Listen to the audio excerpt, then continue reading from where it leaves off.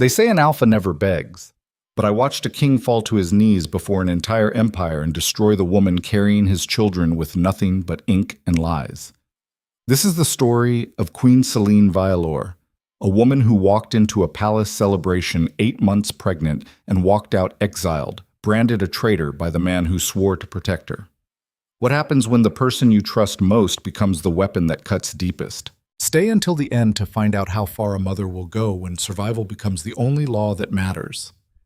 Drop a like and comment your city if you're watching this, because this story hits different when you realize betrayal doesn't need a battlefield. It just needs fear. The Grand Hall of Aldaran smelled like victory that night. White jasmine threaded through the air while honey wine flowed from crystal decanters. Silk banners the color of moonlight cascaded from vaulted ceilings 40 feet high.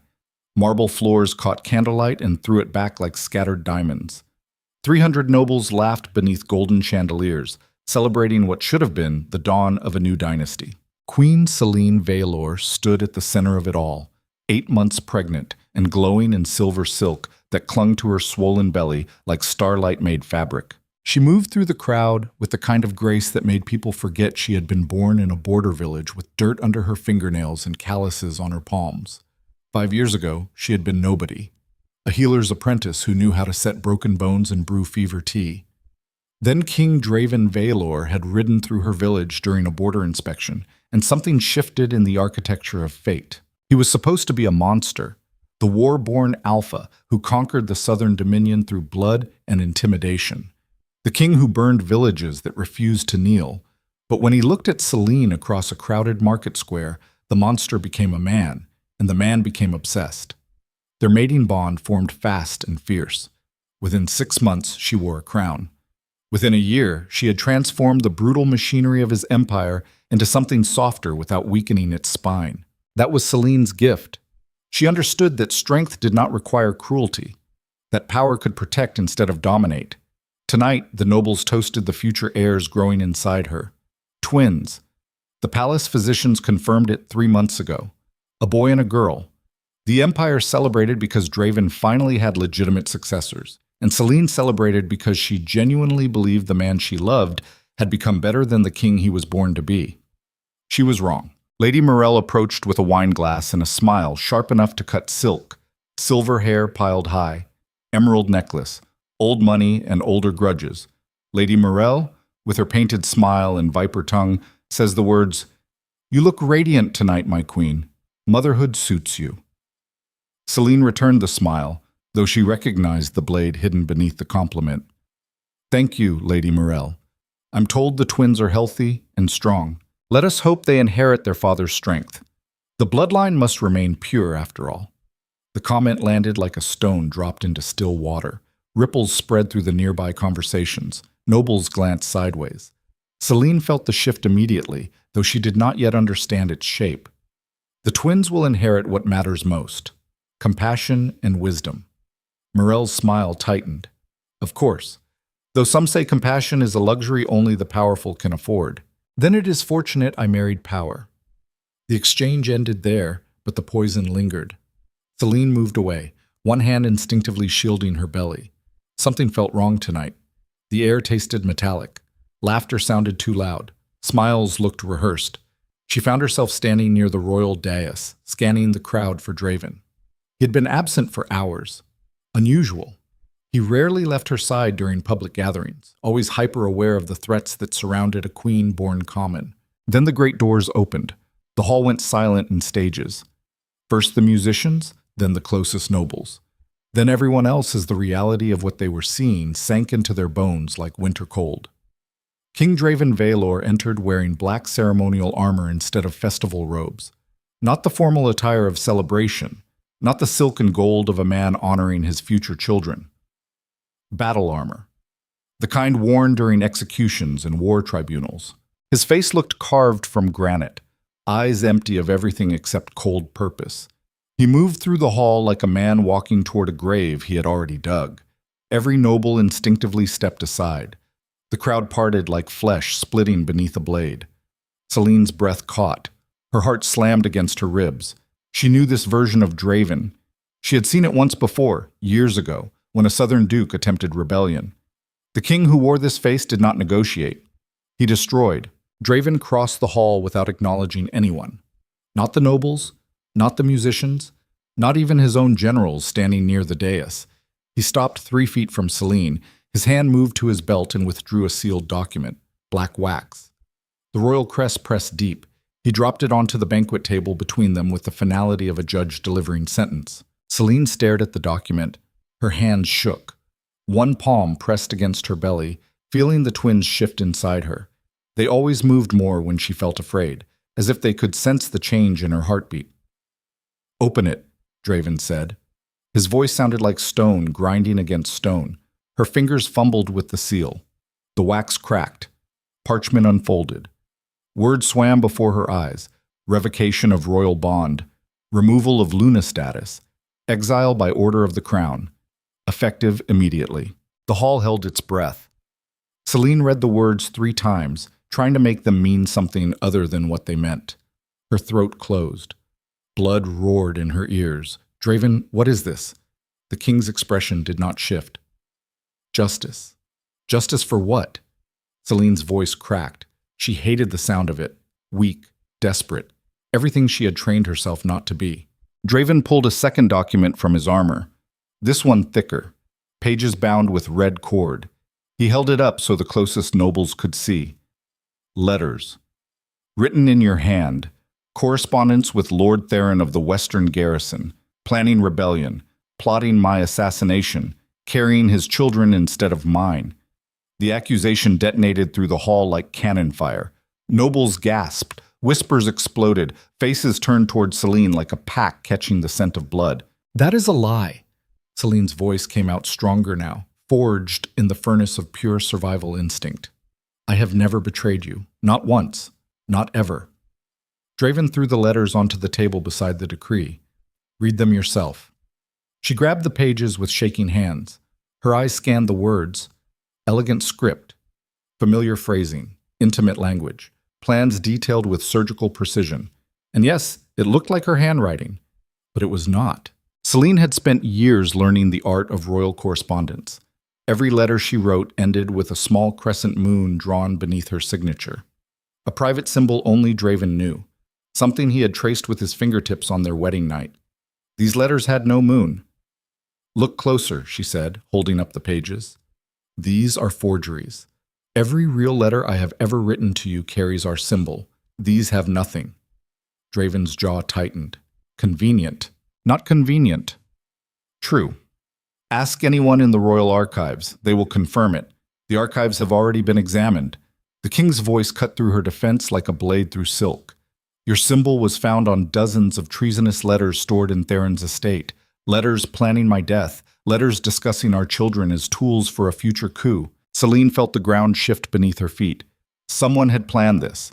Someone had studied her handwriting, learned her phrasing, forged not just a few letters, but an entire conspiracy detailed enough to look real under scrutiny.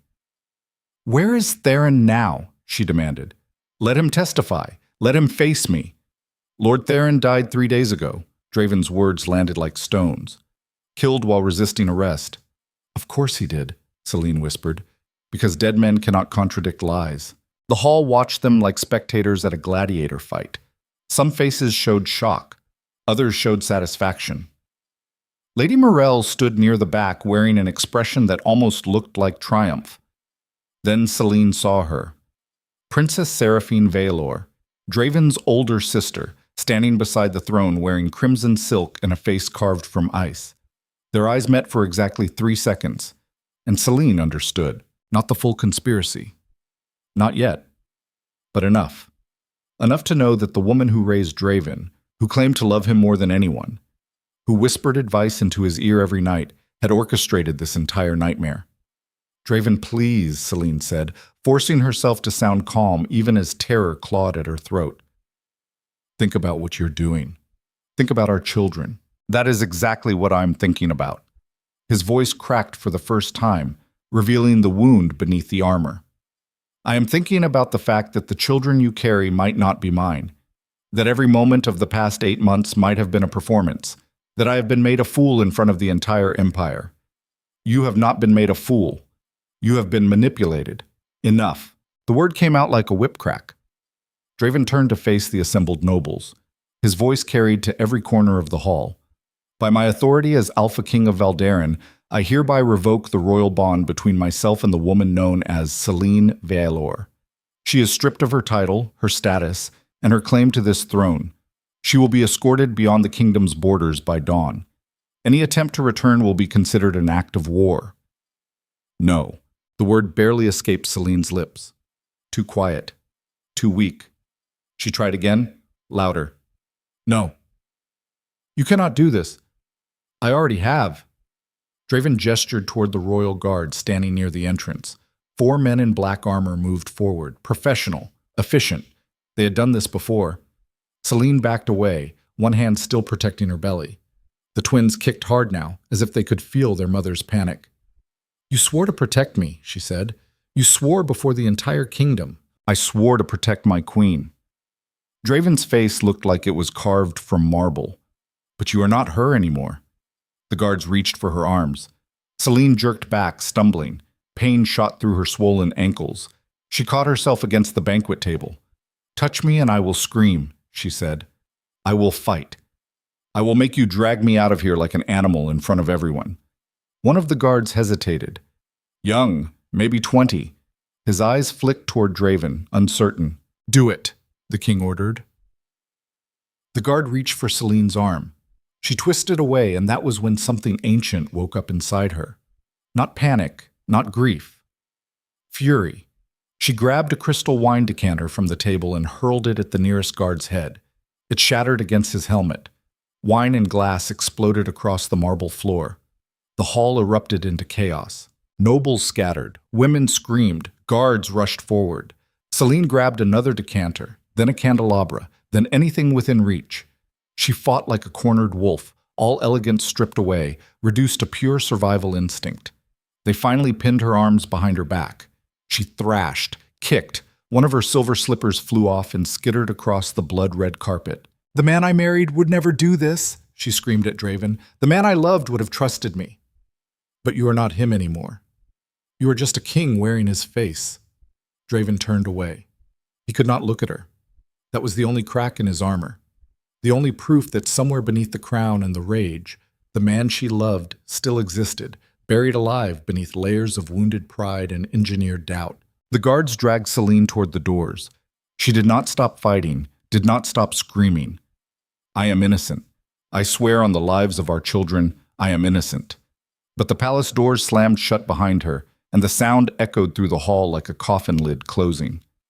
Inside, the nobles stood frozen. The celebration had transformed into a funeral. Musicians packed their instruments in silence. Servants cleaned broken glass with shaking hands. King Draven stood alone before his throne, staring at the silver slipper Selene had lost during the struggle. He picked it up, held it, and for the first time since the accusations began, his hand shook. Princess Seraphine approached from the shadows, her crimson gown whispering across marble like blood spreading through water. You did what had to be done, she said softly. The Empire is stronger without her. Draven did not respond. He clutched the slipper so hard his knuckles turned white. She would have destroyed us, Seraphine continued. Common blood in the royal line, children who might not even carry your legacy. You had no choice. I had a choice, Draven whispered, and you made the right one. Then why does it feel like I just murdered my own soul? Seraphine's expression did not change. Because love is a weakness, brother, and weakness is the only thing a king cannot afford. She walked away, leaving Draven alone in the empty hall, alone with the ghost of the woman he had destroyed, alone with the slowly dawning horror that he might have just made the worst mistake of his life.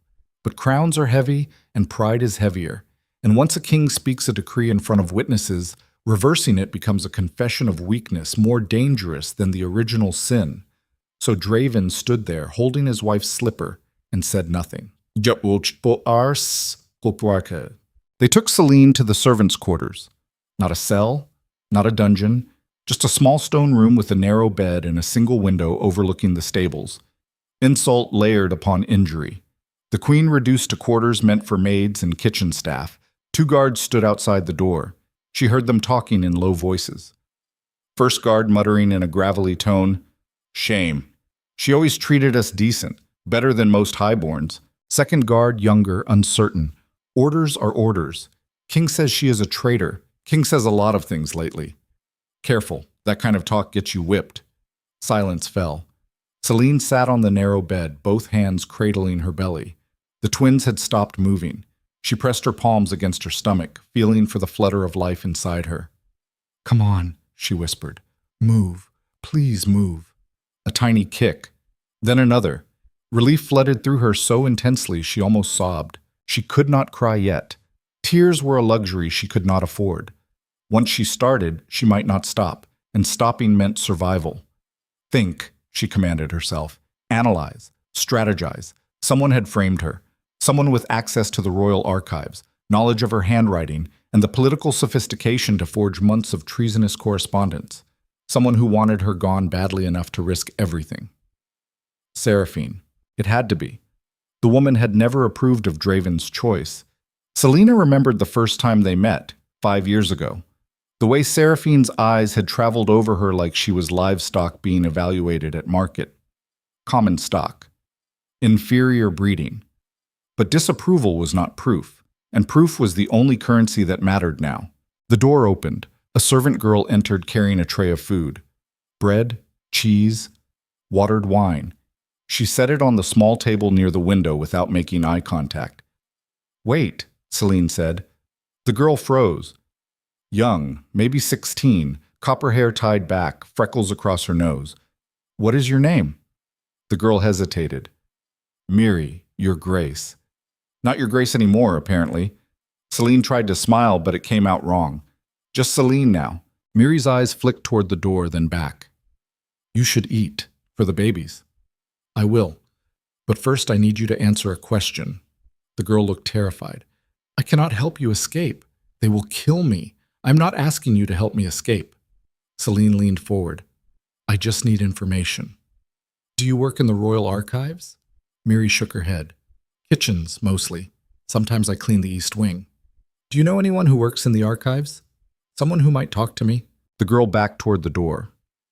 "I cannot get involved. Please do not ask me. I am not asking you to betray anyone." Selene kept her voice calm, reasonable. "I just want to know who has been accessing my correspondence, who has permission to enter those rooms. Everyone knows Lady Seraphine oversees the archives." Miri's voice dropped to a whisper. "She controls what stays and what gets burned." There it was, confirmation. Not proof, but direction. "Thank you, Miri." The girl fled like she had been released from a trap. Selene ate the bread mechanically, forcing herself to swallow even though it tasted like ash. She needed strength. The twins needed nutrition. Everything else could wait. Hours passed. The sky outside the window shifted from sunset gold to twilight purple to full dark. She lay on the narrow bed staring at the ceiling and forced herself to think beyond the panic. If she had been anyone else, the story would have ended here. A disgraced queen vanishing into history. A cautionary tale whispered by nobles about the dangers of elevating common blood. But Selene had survived worse than this. She had survived a childhood with a father who drank himself unconscious every night. She had survived a plague that killed half her village, including her mother. She had survived the brutal education of becoming queen in an empire that viewed her as an intruder. She would survive this too. The door opened again. This time, it was not a servant. Princess Seraphine entered wearing a traveling cloak over her crimson gown. She dismissed the guards with a gesture and closed the door behind her. The two women stared at each other across the small room. Seraphine broke the silence first. "You fought well tonight. Very dramatic." Selene sat up slowly, both hands still protecting her belly. "You did this." It was not a question. Seraphine's smile confirmed it anyway. "Of course I did." The princess moved to the window, gazing out at the darkened stables. "My brother needed protection from his own weakness. You were that weakness. I loved him." "Exactly." Seraphine turned back and her eyes held something colder than hatred, something closer to pity. Love makes kings vulnerable. It makes them soft, sentimental. It convinces them that mercy is strength instead of the beginning of collapse. "And you think cruelty is strength?" "I think survival is strength." Seraphine's voice remained calm, almost gentle. "I think bloodlines matter. I think empires are not built on feelings, but on legacy. You would have diluted that legacy. Common blood mixed with royal. Children who might carry your weakness instead of our power. Our children are Dravens. Perhaps. Seraphine shrugged. Perhaps not. It no longer matters. What matters is that doubt exists, and doubt is a cancer. Better to cut it out entirely than let it spread. Selene stood slowly, using the bed for support. Her swollen body ached, her ankles throbbed, but her voice came out steady as stone. You will regret this. Seraphine laughed. It sounded like wind chimes made from broken glass, empty threats from a woman with no power. How quaint. I am not threatening you. Selene stepped closer. I am making you a promise. I will prove what you did. I will expose you, and when I do, the Empire will see you for what you truly are. Not a protector, a parasite. The smile faded from Seraphine's face. Her hand moved to the dagger at her belt. For a moment, violence hung in the air between them like smoke.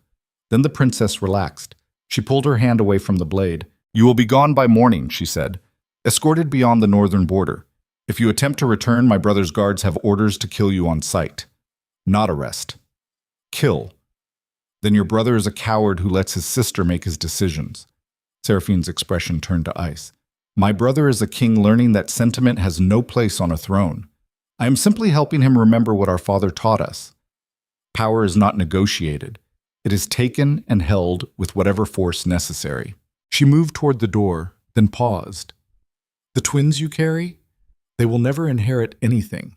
Even if they are Dravens by blood, I will make certain they are raised far from the throne, perhaps in a monastery, perhaps in a workhouse. Somewhere they can learn humility. Touch my children and I will end you. The words came out so cold, so absolutely certain, that Seraphine actually flinched. For just a moment, the mask cracked. For just a moment, the princess looked uncertain. Then she recovered, smiled, opened the door. Goodbye, Selene. I would say it was a pleasure, but we both know that would be a lie. She left. The guards returned to their posts. The lock clicked into place. Selene stood in the center of the small room, shaking with rage and terror, and something darker, something she had never felt before, the urge to kill. Not in defense, not in panic, but deliberately, methodically, with the cold precision of someone who had finally realized that mercy was a luxury only the powerful could afford, and she was no longer powerful. She was prey, and prey had two choices: die, or become something the predators never anticipated. She chose the second option. They came for her before dawn. 4 guards, horses, supply packs, instructions to escort the former queen to the northern border and leave her there with nothing but the clothes on her back and enough food for 3 days. Selene did not fight this time. She climbed onto the horse they provided, moving slowly because of her pregnancy. The palace courtyard looked empty in the pre-dawn darkness. No nobles watching, no ceremonial farewell. Just cold stone and colder silence. The captain of the guard, a man named Corvus with gray in his beard and scars across his knuckles, handed her a water skin. For the babies, he said quietly. Thank you. His expression remained neutral, but something in his eyes looked almost like apology. Almost. They rode north through streets still sleeping, past the market square where Draven had first seen her, past the healer's cottage where she had trained before everything changed, past the life she had built from nothing and lost just as fast. The sun rose behind them, painting the sky in shades of blood and gold. Selene did not look back. Looking back was for people who still had hope. She had something harder now, something sharper, purpose. The journey took 4 days. They traveled through farmland, then forest, then the foothills of the northern range. The guards remained professional, not cruel, but not kind. They gave her food, let her rest when she needed it, and said nothing about the exile or the accusations. On the 3rd night, camped beside a stream, Captain Corvus approached her tent. May I speak plainly, former queen? Selene looked up from the small fire she had been staring into for the past hour. Yes, I have served the crown for 23 years. I have watched 3 kings rule. He crouched beside the fire, warming his hands. King Draven is a hard man, but he has always been a just one. What happened in that throne room did not feel like justice. It was not. Then why did he do it? Selene stirred the embers with a stick, watching sparks spiral into the darkness. Because someone he trusts convinced him I was the threat. Because pride is more powerful than truth when a king feels humiliated. Because power makes people believe their worst fears instead of their best instincts. Corvus nodded slowly. If you are innocent, will you fight to prove it? Selene looked at him fully for the first time. His face showed the wear of decades spent following orders, lines around his eyes, gray in his beard, scars that told stories of battles survived. I will do more than fight to prove it. I will burn down whoever did this to me, not because I want revenge, because my children deserve a world where their mother is not remembered as a traitor. The captain stood. Then I hope you survive long enough to do it. He walked away, leaving Selene alone with the fire and the future. On the fourth day they reached the border. A cairn of stones marked where Valderan's territory ended and the wilderness began. Beyond lay the northern reach. Unclaimed land, villages that answered to no king, forests where wolves hunted and winter killed the unprepared. This is as far as we go, Corvus said. He handed her a pack. Food for a week. Flint and steel, a hunting knife, gold enough to buy passage through the nearest village. Selene took the pack. She felt the weight of the knife through the canvas. A weapon.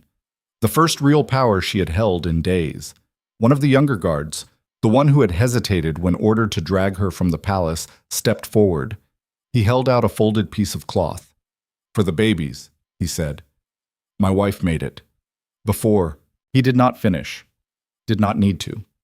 Selene unfolded the cloth and found a small blanket, soft wool-dyed sage green. The same color as the nursery she had spent months preparing. The nursery her children would never see. Thank you, she whispered. The guards mounted their horses. Corvus looked down at her one last time. The northern reach is dangerous, former queen, especially for a woman alone, especially pregnant. If you have sense, you will find a village and stay hidden until the babies come. And if I do not have sense, then I suspect the Empire has made a very dangerous enemy. He turned his horse south, and the others followed. Selene watched them disappear into the forest, watched until the last flicker of movement faded into trees and shadows. Then she turned north, alone. Exiled, 8 months pregnant with twins who might never know their father, but alive. And in that moment, standing at the edge of the known world with nothing but a knife and a blanket and the absolute certainty that she would survive this, Selene understood something that queens rarely learned. Power was not given, not inherited, not even earned. Power was seized by people desperate enough to risk everything, and she had nothing left to lose. No. The village of Grey Hollow appeared through morning mist like a ghost town reluctant to admit it still existed. 12 buildings. Maybe 30 residents. Wood and stone construction that looked like it had been standing since before kingdoms learned to write their own histories. Selene limped into the town square just after dawn, 5 days past the border. Her feet bled inside her boots. Her dress hung in tatters. The pregnancy made every step feel like she was carrying stones instead of children. An old woman sweeping the steps of what looked like a trading post stopped mid-motion and stared. Selene tried to speak, but her throat closed around the words. She had not had water since yesterday. The pack Corvus gave her had run out 2 days ago. She took one more step forward. Then her legs gave out, and the world turned sideways as she collapsed into the mud. She woke in a bed that smelled like herbs and wood smoke. The ceiling above her looked hand-hewn from timber older than memory. Dried plants hung from rafters. A stone fireplace burned low in the corner. Somewhere nearby, she heard the sound of mortar grinding against stone. You are awake. Good. The voice came from beside the bed. Female. Ancient. The kind of old that suggested the speaker remembered when the world was young. Selene turned her head. An old woman sat in a wooden chair, crushing dried leaves in a stone bowl. White hair, face carved by time into a map of survival, eyes sharp as broken glass. Where am I? Grey Hollow. My cottage, specifically. The woman did not look up from her work. You collapsed in the square 5 hours ago, pregnant, exhausted, half-starved. I brought you here before you died in the mud like livestock. Selene tried to sit up. Pain lanced through her lower back. The twins kicked hard, protesting the movement. Easy. The woman finally looked at her. Your children are fine, but you nearly killed yourself getting here. Whatever you're running from must be worse than death, not running from. Running toward. The old woman's eyes narrowed. Interesting. Most people fleeing royal justice do not make that distinction. How did you know? Your dress is silver silk. Your boots are hand-tooled leather. Your hands have calluses, but they are from holding quills, not plows. She set down the mortar and stood. I am Maevra. I run the only thing in this village that matters, the healing house, and you are either a disgraced noble or a very convincing liar. Selene met her gaze without flinching. Both, probably. Maevra laughed. It sounded like wind through bare branches. I like you already. Most highborns would have lied, brought, or wept. You just admitted the truth. Truth is all I have left. Then you are richer than most. Maevra moved to the fireplace and poured something from a clay pot into a wooden cup. She brought it to Selene. Drink. Nettle tea with honey. Good for the blood. Selene drank. The liquid burned going down, but warmth spread through her chest afterward. How long can I stay? As long as you need. Maevra settled back into her chair. Grey Hollow does not ask questions. Half the people here are running from something. The other half are hiding from someone. You will fit right in. I need more than shelter. Selene set down the cup. I need information. Access to records. Someone who can verify documents. Now you sound like trouble. I am worse than trouble. Selene looked directly at the old healer. I am a queen who was framed for treason, exiled by the man she loves, and left to die while pregnant with his children. I am not going to die quietly. I am going to prove what happened, and then I am going to destroy everyone who tried to erase me. Maevra studied her for a long moment. Then she smiled. It looked like a wolf showing teeth. In that case, you definitely came to the right place. Nasid. The conspiracy unraveled slowly. Thread by thread, week by week. Maevra introduced Selene to a network of people Grey Hollow had collected over decades. Disgraced scribes, exiled merchants, scholars who asked too many questions, people the Empire discarded but who still remembered everything about how it worked. A man named Selene Vaelor proved most useful. He had been a royal scribe in Valderen's archives 15 years ago. Fired for gambling debts, exiled for forging a minor lord's signature on a trade agreement. Now he lived in Grey Hollow, copying legal documents for merchants and drinking himself into oblivion every third night. Selene found him in the village's only tavern, hunched over a table scratched with decades of carved initials. I need to hire you, she said, sitting across from him without invitation. Cedric looked up. His eyes were bloodshot but sharp. Do I know you? No. But you knew the royal archives. His expression closed like a door slamming. I do not talk about that. Selene slid a gold coin across the table. Enough to buy food for a month. I am not asking you to betray anyone. I just need to know how the document storage works. Who has access? What security exists? Why? Because someone used those archives to frame me for treason, and I intend to prove it. Cedric stared at the coin, then at her, then at the coin again. Who framed you? Princess Selene Vaelor. His face went pale. You are insane. Probably. Selene leaned forward. But I'm also right. And you know it. You know how the system works. You know what it takes to forge royal correspondence convincingly enough to fool a king. It would take months.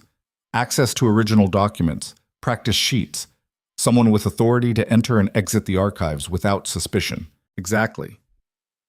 And who has that authority? Cedric picked up the coin, turned it over, set it back down. Lady Seraphine oversees the royal archives personally, has for years. After the last archivist died, she refused to appoint a replacement, said she preferred to manage sensitive materials herself. There it was. Confirmation from someone who knew the system from the inside.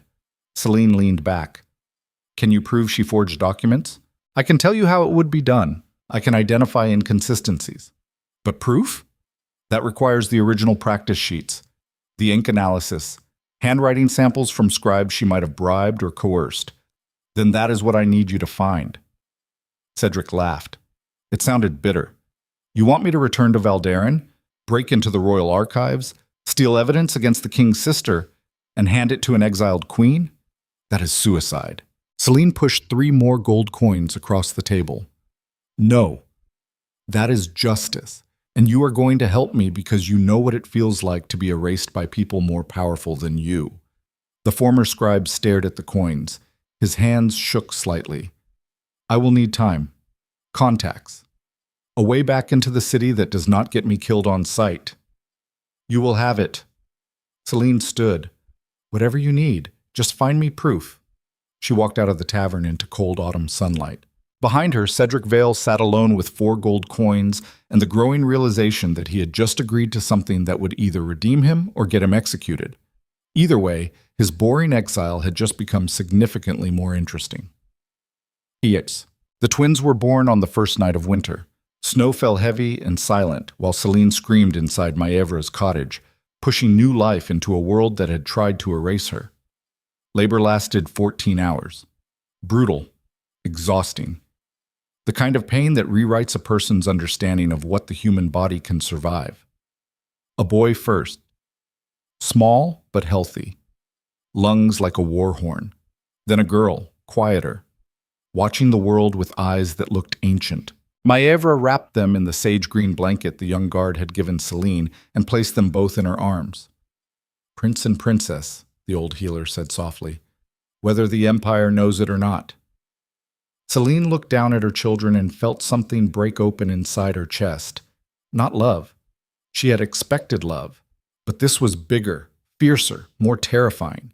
This was the absolute certainty that she would burn the entire world to ash before she let anyone hurt them. Cassian and Lyriel, she whispered. Their names.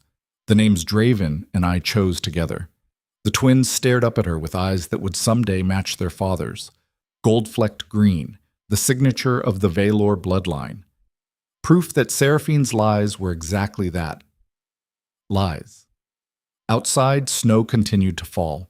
Inside, a mother held her children and made a silent vow that would reshape kingdoms. She would return to Valdarin, she would expose the conspiracy. And she would make certain that when her children asked about their father, she could tell them the truth. He made a mistake, but he was still their father, and mistakes could be survived if people were brave enough to face them. But first, she needed proof, and proof required something she had spent her entire life avoiding: violence. Cedric returned to Grey Hollow 3 months later carrying a leather satchel and looking like he had aged 10 years in 12 weeks. He found Selene in the cottage, nursing Lyriel, while Cassian slept in a basket near the fire. The former queen looked different now, harder, leaner. Her hair had been cut short. Her hands showed calluses from chopping wood and hauling water. Motherhood had stripped away the last softness. I have it, Cedric said. He set the satchel on the table. Everything you need. Selene laid Lyriel in her basket and opened the satchel. Documents spilled out. Handwriting practice sheets, ink analysis, merchant ledgers, signed confessions from a scribe who had been bribed, then murdered to keep him silent. And there, at the bottom, letters bearing Princess Seraphine's personal seal discussing the conspiracy in her own hand. This is enough, Selene whispered. It is more than enough. It is a confession. She looked up at Cedric. How did you get it? The scribe's expression darkened. I traded 3 years of my life for it.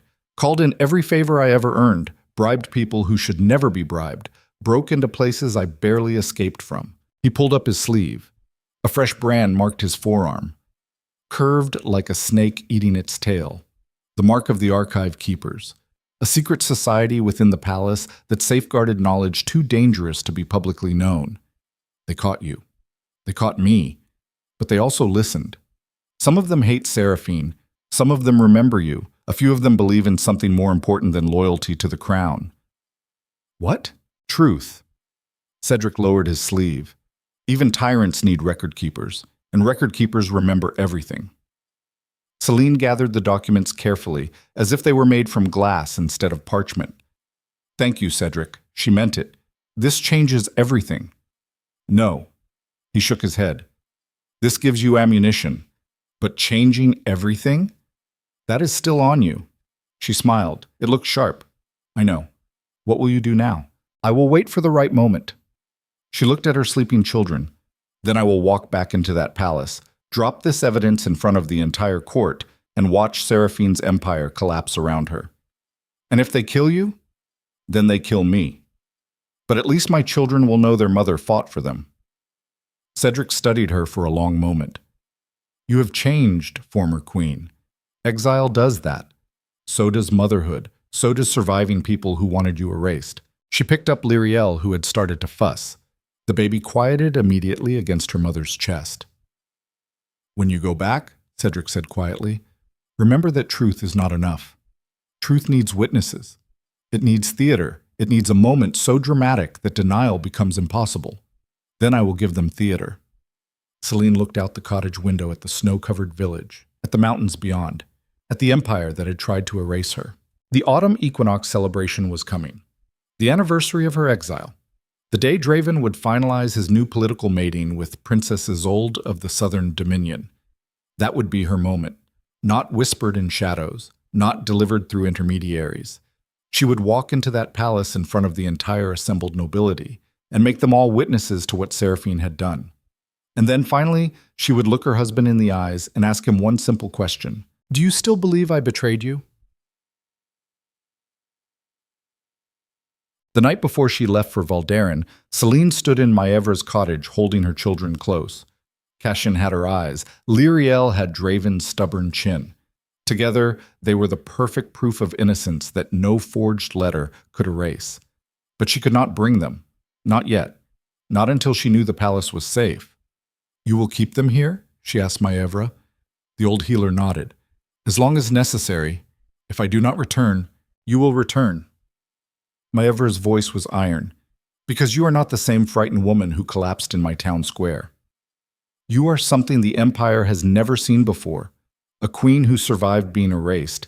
What if I fail? Then you fail. But at least you will fail fighting instead of hiding. Selene kissed each of her children, memorized their faces, their warmth, their smell.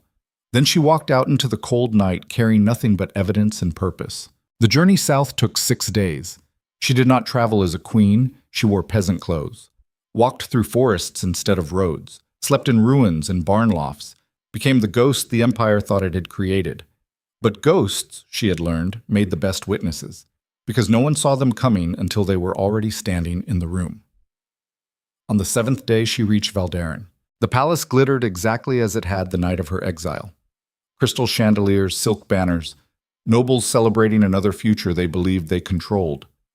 Selene stood in the shadows across from the main entrance, watching carriages arrive for the equinox celebration.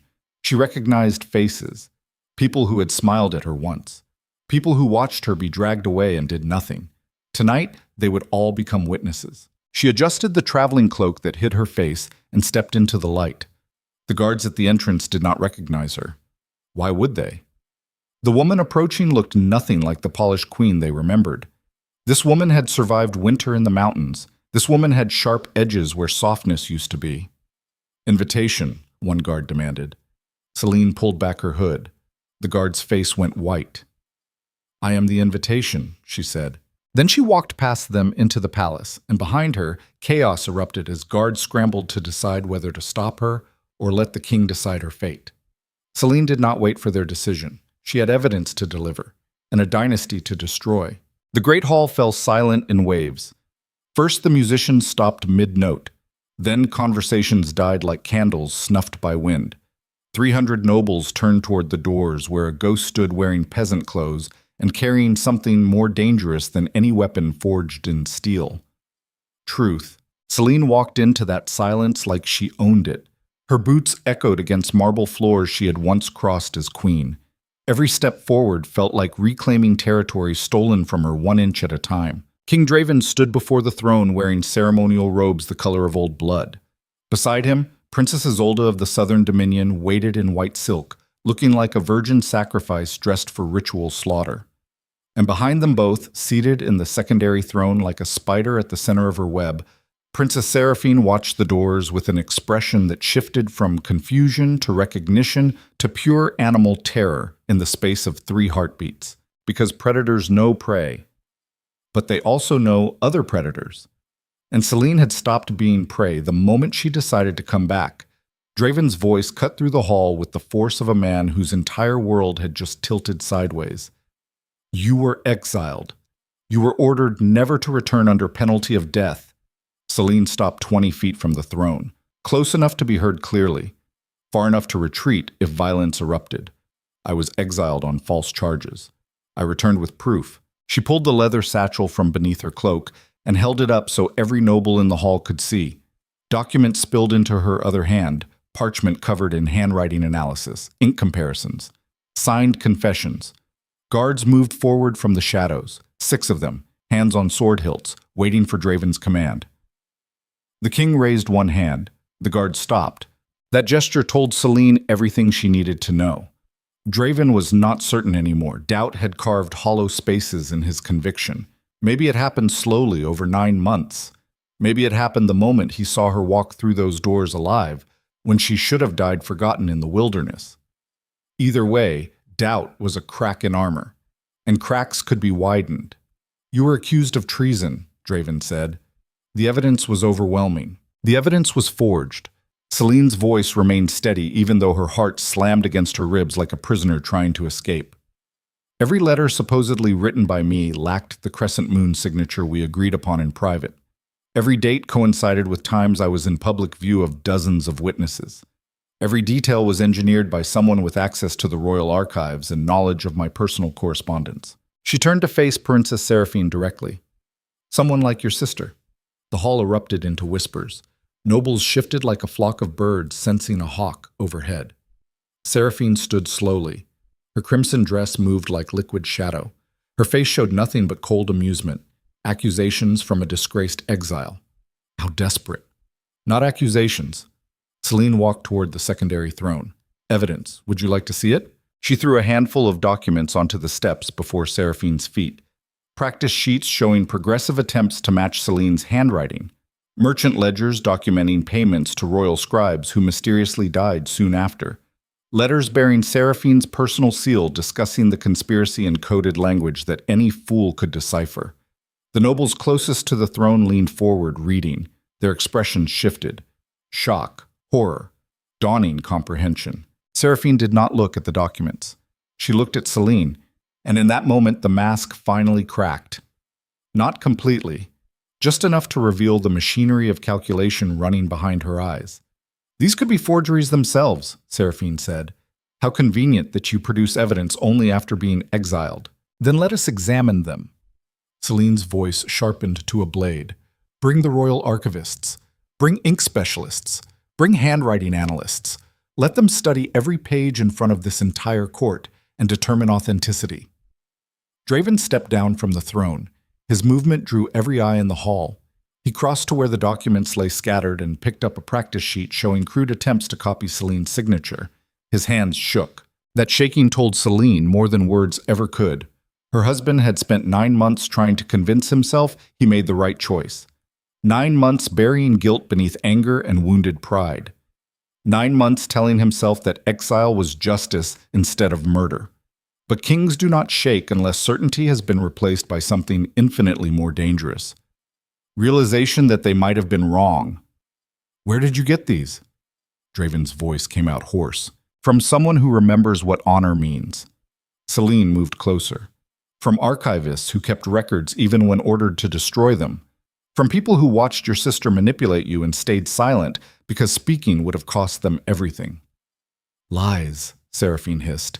She descended from her throne like a queen preparing for war. My brother, do not let her poison you again with pretty words and theatrical displays.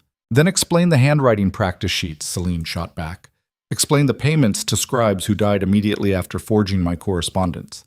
Explain why every treasonous letter lacks the crescent moon signature that appears on every genuine letter I have ever written to my husband. Seraphine's jaw tightened. She turned to Draven. You exiled her for treason. That judgment was sound. Do not let sentiment make you weak. And there it was. The fundamental truth that had poisoned everything from the beginning. Seraphine believed love was weakness. She believed sentiment destroyed empires. She believed the only relationships that mattered were those built on blood and obedience and absolute control. She had spent decades teaching Draven those lessons, whispering them into his ear since childhood, convincing him that his father's death came from trusting the wrong people.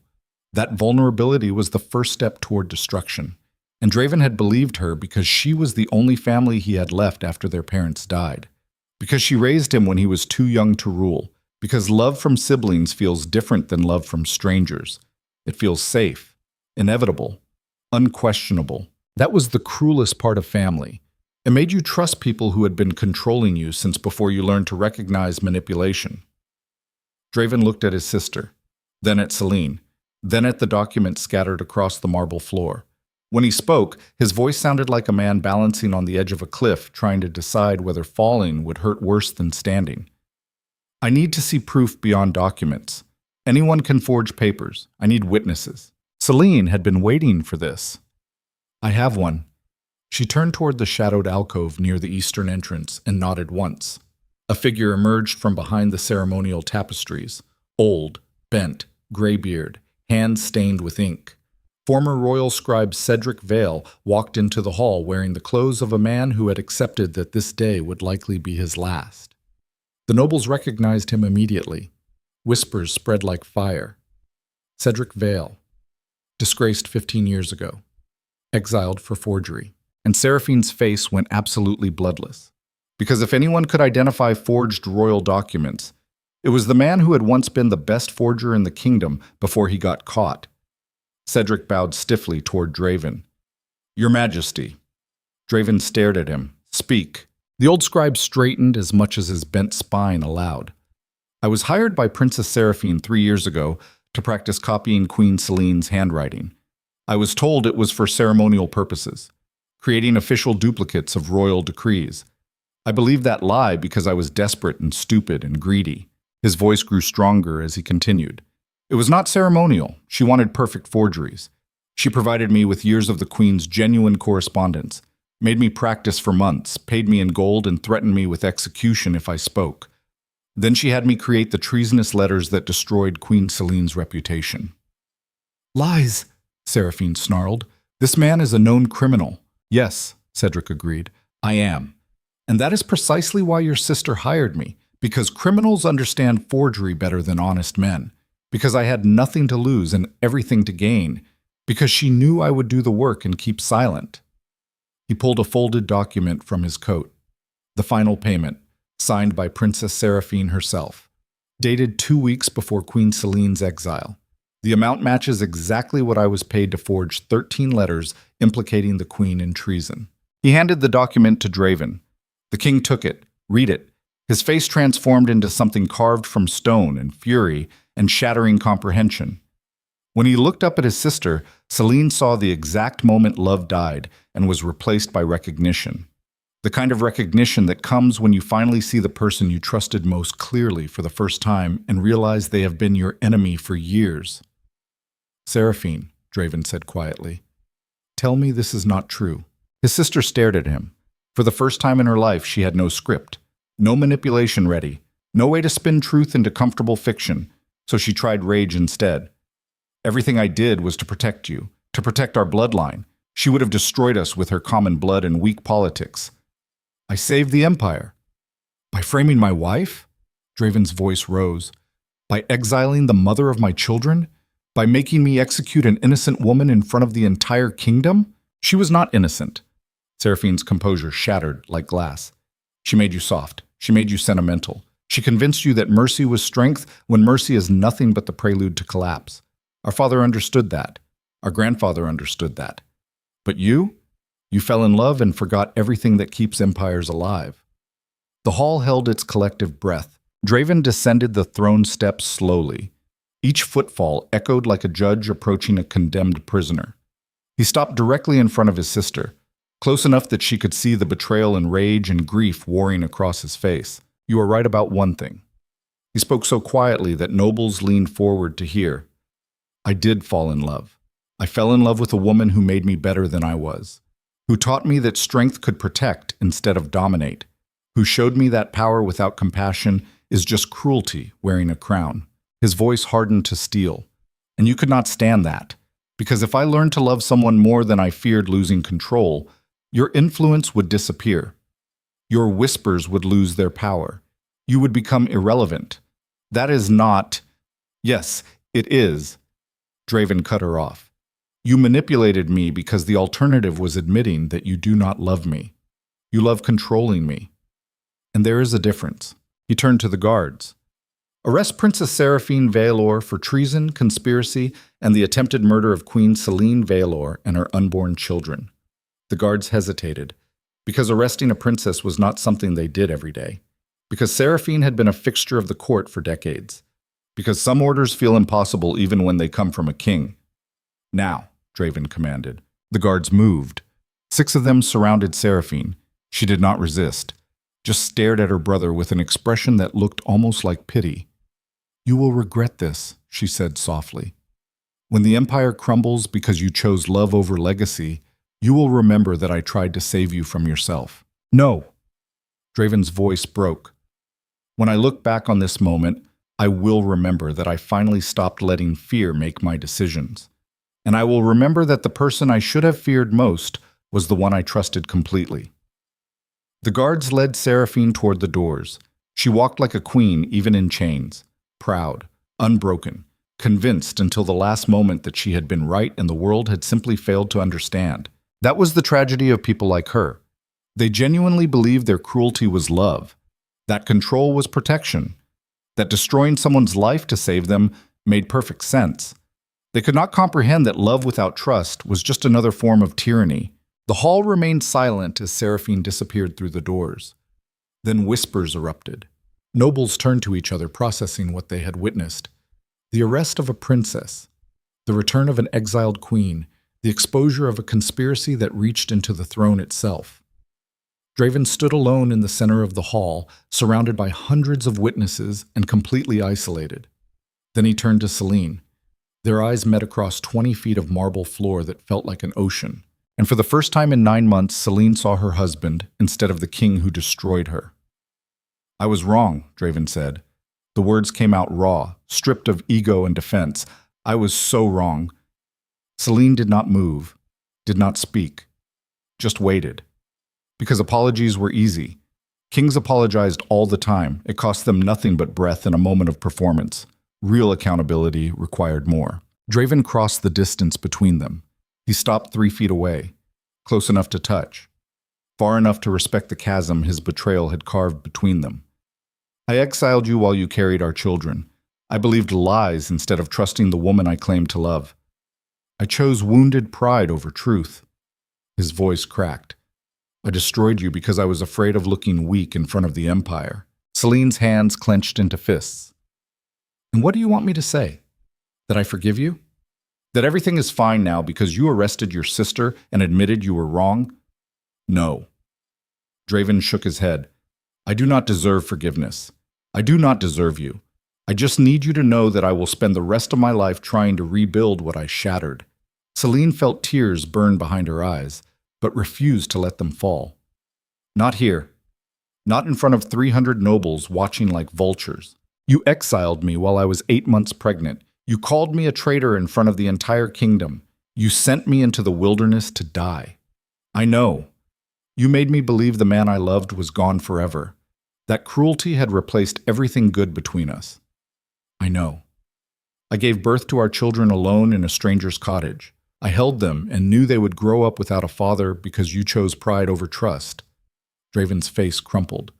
Where are they? Our children? Where? Safe! Selene's voice turned to ice. Hidden where your family's poison cannot reach them. That landed like a blade between his ribs. Draven flinched. Please let me see them. No. The word hung in the air like an execution sentence. Draven stared at her. You have every right to hate me, to keep them from me, to make me suffer the way you suffered. But they are my children too. They deserve to know their father. Do they? Selene stepped closer. Do they deserve to know the father who exiled their mother? Who almost made them bastards? Who believed convenient lies instead of fighting for the truth? I will fight now. Draven's voice broke completely. I will fight for the rest of my life to prove I am worthy of them. Of you, please. Give me that chance. Selene studied his face. saw the genuine anguish there, the shattered certainty. The man stripped of armor and exposed as exactly what he was, flawed, broken, human. And that was the cruelest truth of love. It did not die just because trust shattered. It survived, twisted, wounded, but alive, making you want to forgive people who destroyed you, making you consider mercy when rage would have been easier. "I need time," she said finally. "Time to decide if the man I loved still exists beneath the king who betrayed me." Draven nodded. "Whatever you need. And I need to know that if I bring our children back to this palace, they will be protected from the same poison that destroyed us. I will burn that poison out of every corner of this empire." Draven's voice hardened with purpose. "Starting today, every advisor Seraphine placed, every noble she controlled, every whisper of her influence, gone." Princess Isolde approached from where she had been standing near the throne, forgotten during the confrontation. She looked young suddenly, vulnerable, a pawn in a game she never understood. "I will return to the Southern Dominion," she said quietly. "This mating ceremony was political. Nothing more. You both deserve the chance to rebuild without me standing between you." "Thank you," Selene said. "And I'm sorry you were pulled into this." Isolde managed a small smile. "Better to learn now than after vows were spoken." She nodded to Draven. "Your Majesty." She walked toward the doors with dignity and tact, a princess who understood when to retreat. The nobles began dispersing slowly. Conversations buzzed. Tonight's scandal would fuel gossip for years.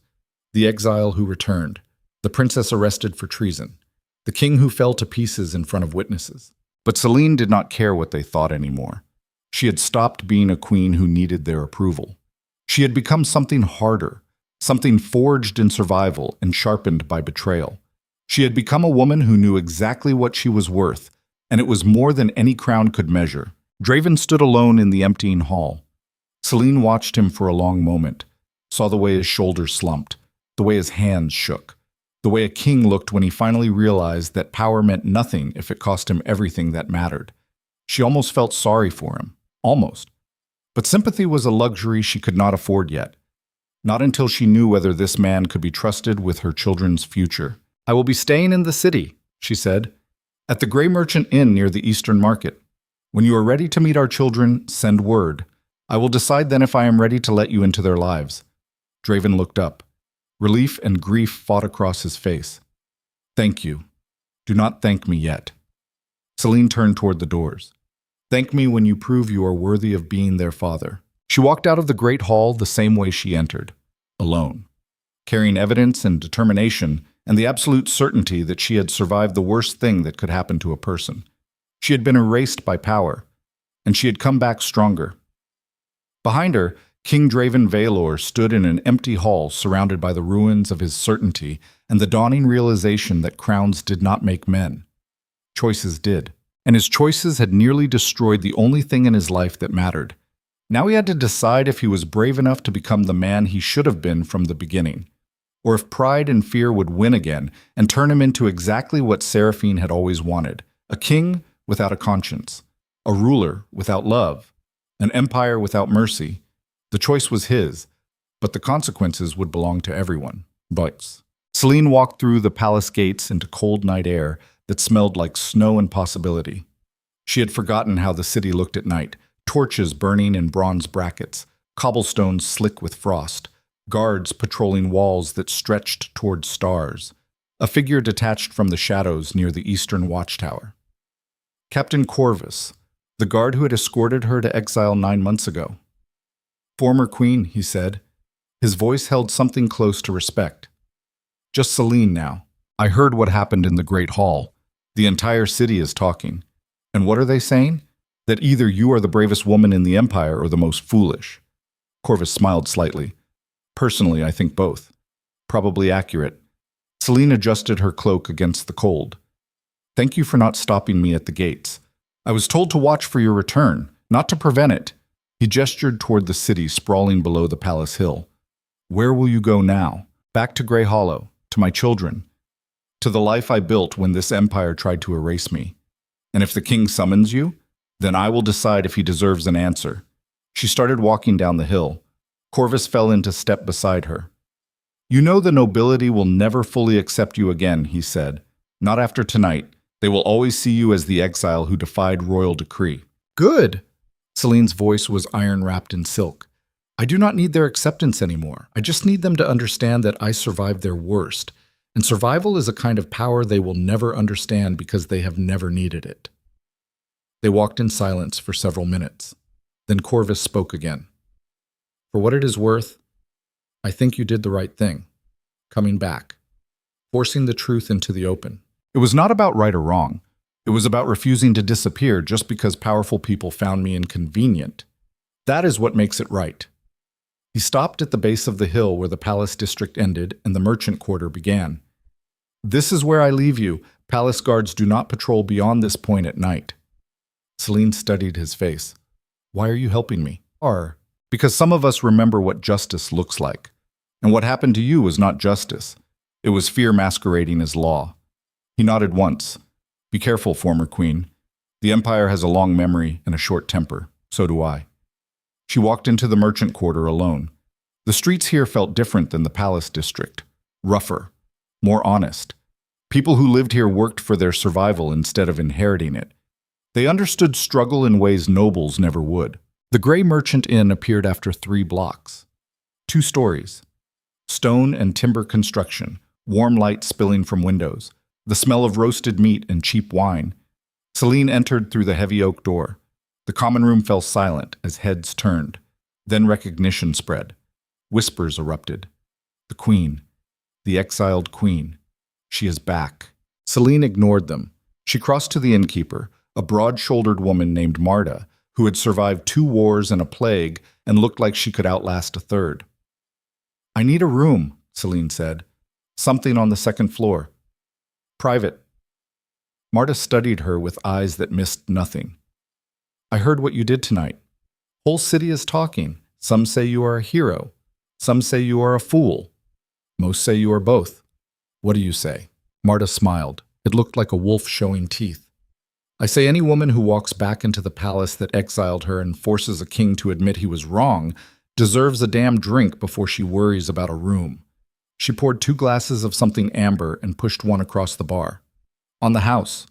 Selene took the glass. Drank. The liquor burned going down but left warmth in its wake. Thank you. Do not thank me yet. Marta leaned forward. You realize the nobility will never forgive you for exposing them tonight, for making them witness a princess arrested and a king humiliated. They will smile to your face and sharpen knives behind your back. Let them. Selene set down the empty glass. I survived winter in the mountains while pregnant. I gave birth alone. I walked back into the palace that tried to erase me and made them all watch while I detonated truth like a weapon. If they think I am afraid of knives in the dark, they are welcome to try. Marta laughed. It sounded like gravel shifting. I like you. Room 7, 2nd floor, east side. Best view of the sunrise in the entire inn. She handed Selene a brass key. Selene took it and climbed the narrow stairs to the 2nd floor. The hallway smelled like old wood and candle wax. Room 7 sat at the end, small, clean, a narrow bed, a table with a wash basin, a window overlooking the market square.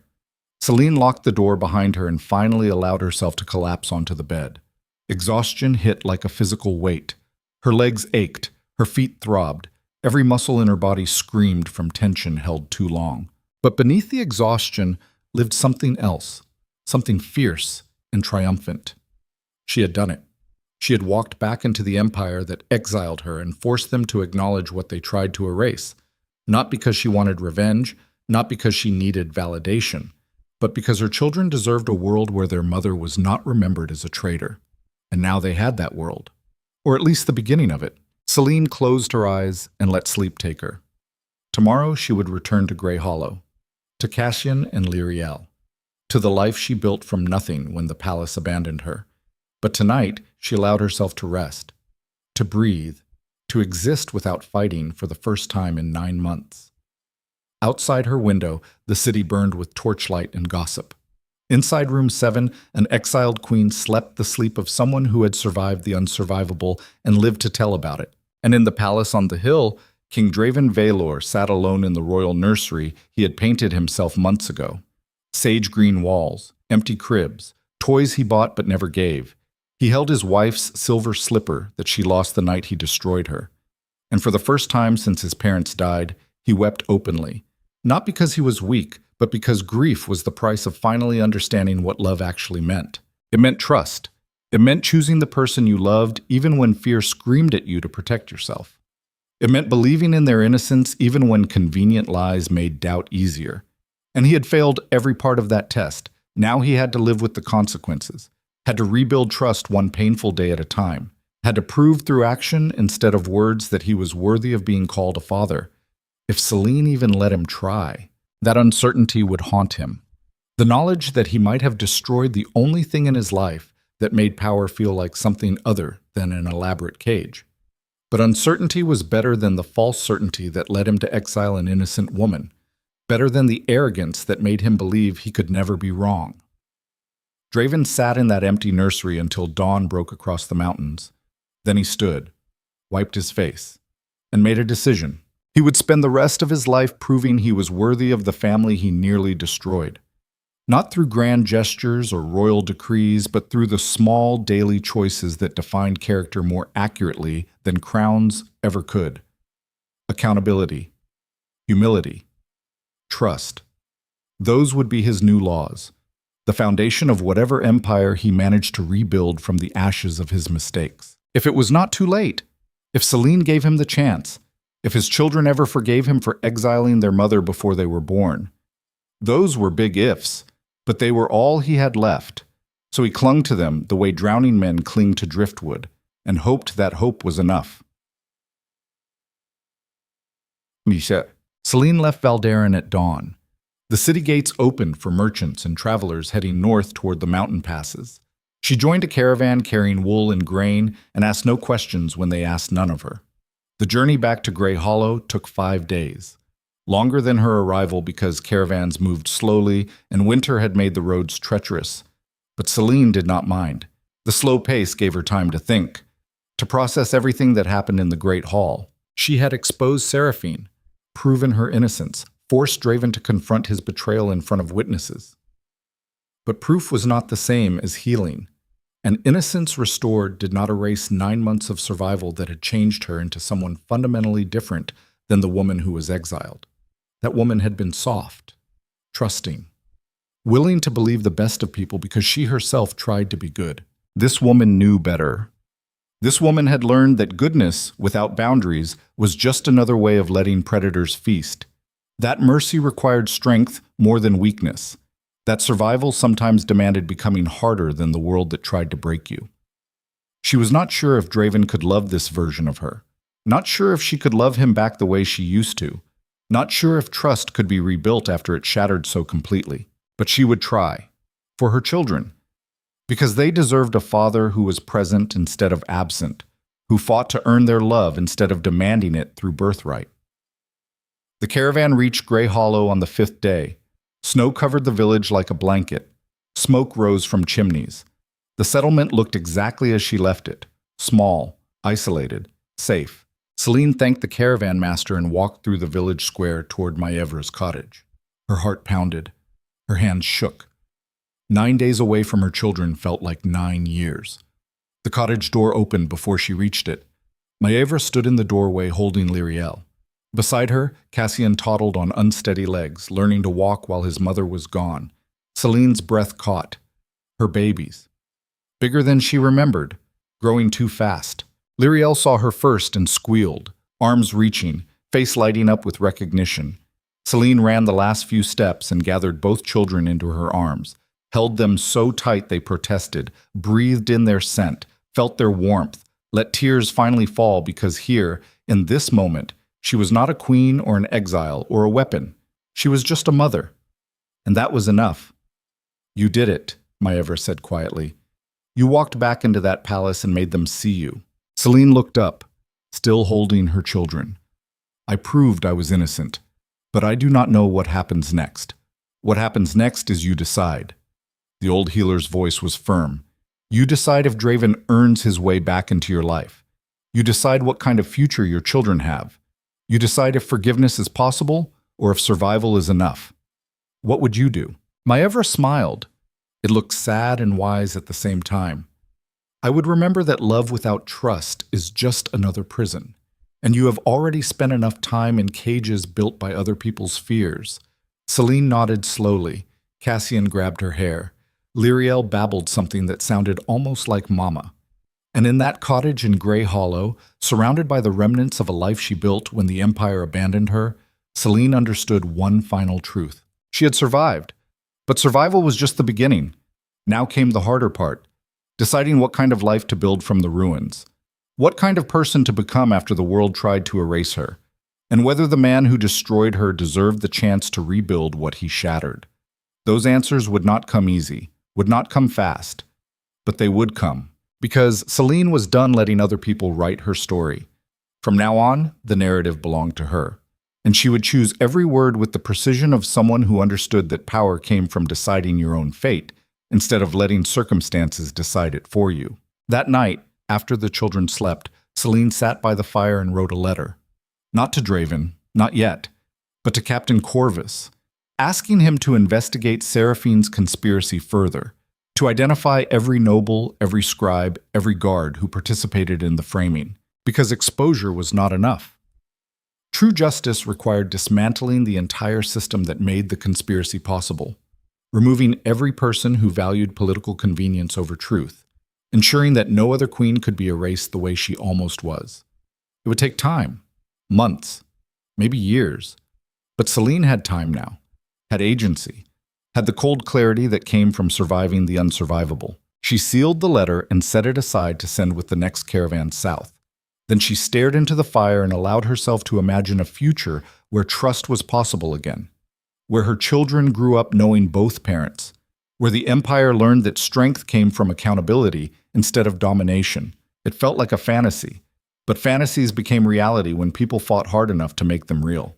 And Selene had proven she knew how to fight, had proven she could walk into the palace that exiled her and detonate truth like a bomb, had proven that being erased was not the same as being destroyed. Now she just had to prove she could build something new from the ashes, something better than what existed before, something worthy of the children sleeping in the next room who deserved a world less brutal than the one that tried to kill their mother. Outside, snow fell heavy and silent. Inside, a fire burned low. And somewhere between those two states, Selene found the first fragile thread of what might eventually become hope. Not certainty, not forgiveness, not even trust. Just hope. The belief that maybe, just maybe, the worst was behind her and something better waited ahead. It was not much, but it was enough to keep going, and that was all survival ever promised. The strength to take one more step forward even when the path remained unclear. So Selene took that step, and then another, and another, until stepping forward became habit instead of choice, until survival transformed into something that looked almost like living. And in a palace far to the south, a king sat alone with his guilt and his determination and the growing understanding that redemption was not given freely. It had to be earned through the slow, painful work of becoming better than the person you were yesterday. Draven did not know if he could earn it, did not know if Selene would ever trust him again, did not know if his children would recognize him as their father or just see him as the man who abandoned their mother. But he would try, because the alternative was living the rest of his life knowing he destroyed the only thing that made power feel like something other than an elaborate cage. And that was the point of no return. The moment when staying the same hurt worse than the painful work of change. When choosing comfort meant choosing death. When survival required becoming someone new because the old version had failed too catastrophically to resurrect. Both Selene and Draven had reached that point. Both stood at the edge of transformation. Both faced the terrifying choice between remaining broken or risking the vulnerability required to heal. The Empire watched and waited. Nobles whispered and calculated. Guards patrolled and wondered. Servants cleaned and speculated. And somewhere in the vast machinery of power, the future hung suspended between what had been and what might be, between exile and return, between betrayal and redemption, between the woman who survived and the man who destroyed her. The next chapter would be written by choices made in the days ahead. Small choices, daily choices, the kind that define character more accurately than grand gestures ever could. and the entire kingdom would bear witness to whether love could survive being weaponized, whether trust could be rebuilt after shattering, whether an empire built on domination could transform into something that protected instead of destroyed. The answers would come, but first came the question that neither Selene nor Draven could avoid any longer. The question that would determine everything that followed. Was redemption possible for kings who betrayed the people they loved? Or did some sins cut too deep to ever fully heal? Time would tell, and time was the one thing they finally had enough of to find out. 2 weeks passed in Grey Hollow like a held breath waiting to be released.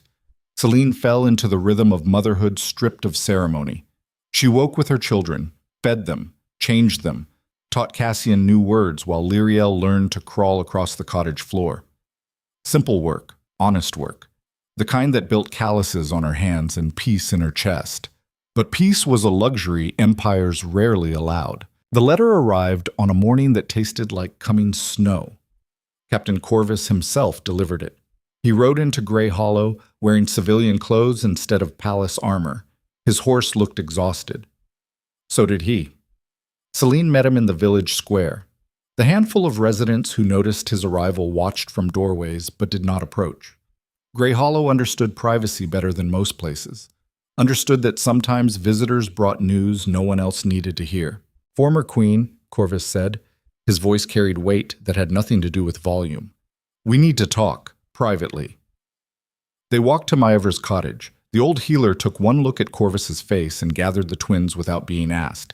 She disappeared into the back room, leaving Selene and the captain alone beside the fire. Tell me, Selene said. Corvus pulled a sealed letter from inside his coat. Black wax. The royal crest pressed deep. He did not hand it over immediately, just held it like it might detonate. King Draven sent this. But before you read it, you need to understand what has been happening in Valderin since you left. Selene felt cold fingers walk down her spine. What happened? Princess Seraphine escaped custody 3 days ago. The words landed like stones dropped into still water. Ripples spread through Selene's understanding of reality until nothing felt solid anymore. How? Corvus's jaw tightened.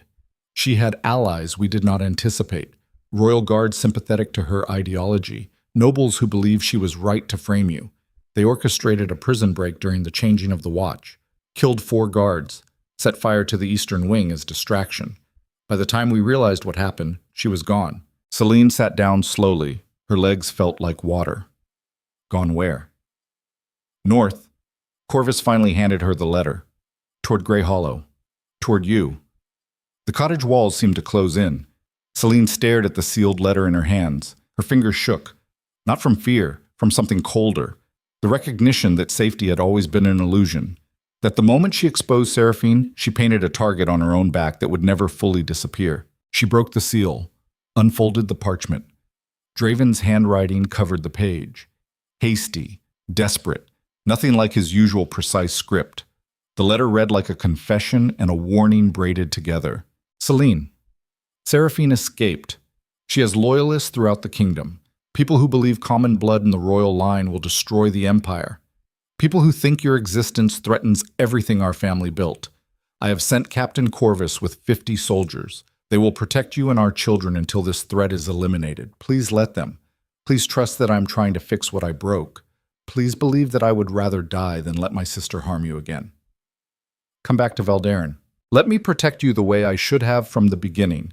Draven. Selene read it twice. Then she set it aside and looked at Corvus. 50 soldiers? Camped 2 miles south of the village. The captain's expression was carved from stone. Enough to hold off an attack. Not enough if Seraphine brings the full force of her sympathizers. And how many sympathizers does she have? More than we thought. Corvus moved to the window, watching the empty square beyond. The nobility is divided. Half believe you deserve restoration. Half believe Seraphine was right to try removing you. Civil war is not impossible. Civil war. The words tasted like ash. Selene stood and crossed to where her children slept in the next room. Cassian and Lyriel. Innocent. Unaware that the empire their father ruled was fracturing because their mother refused to die quietly. This is not about me anymore, Selene said quietly. This is about whether the Empire accepts that bloodlines matter less than character, whether power belongs to people born into it or people who earn it through action.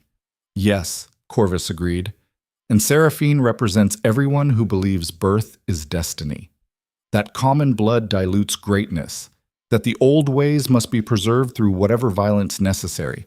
So she wants to kill me, to erase the threat I represent. She wants to kill you and your children, remove every trace of common blood from the royal line, restore what she considers purity. The words hung in the air like smoke from a funeral pyre. Selene turned away from her sleeping children and faced Corvus fully. How long before she reaches Grey Hollow? 2 days? Maybe 3 if the weather slows her down. She is moving fast, traveling light, using back roads and forest paths. We lost her trail yesterday, but scouts reported movements consistent with the strike force heading north.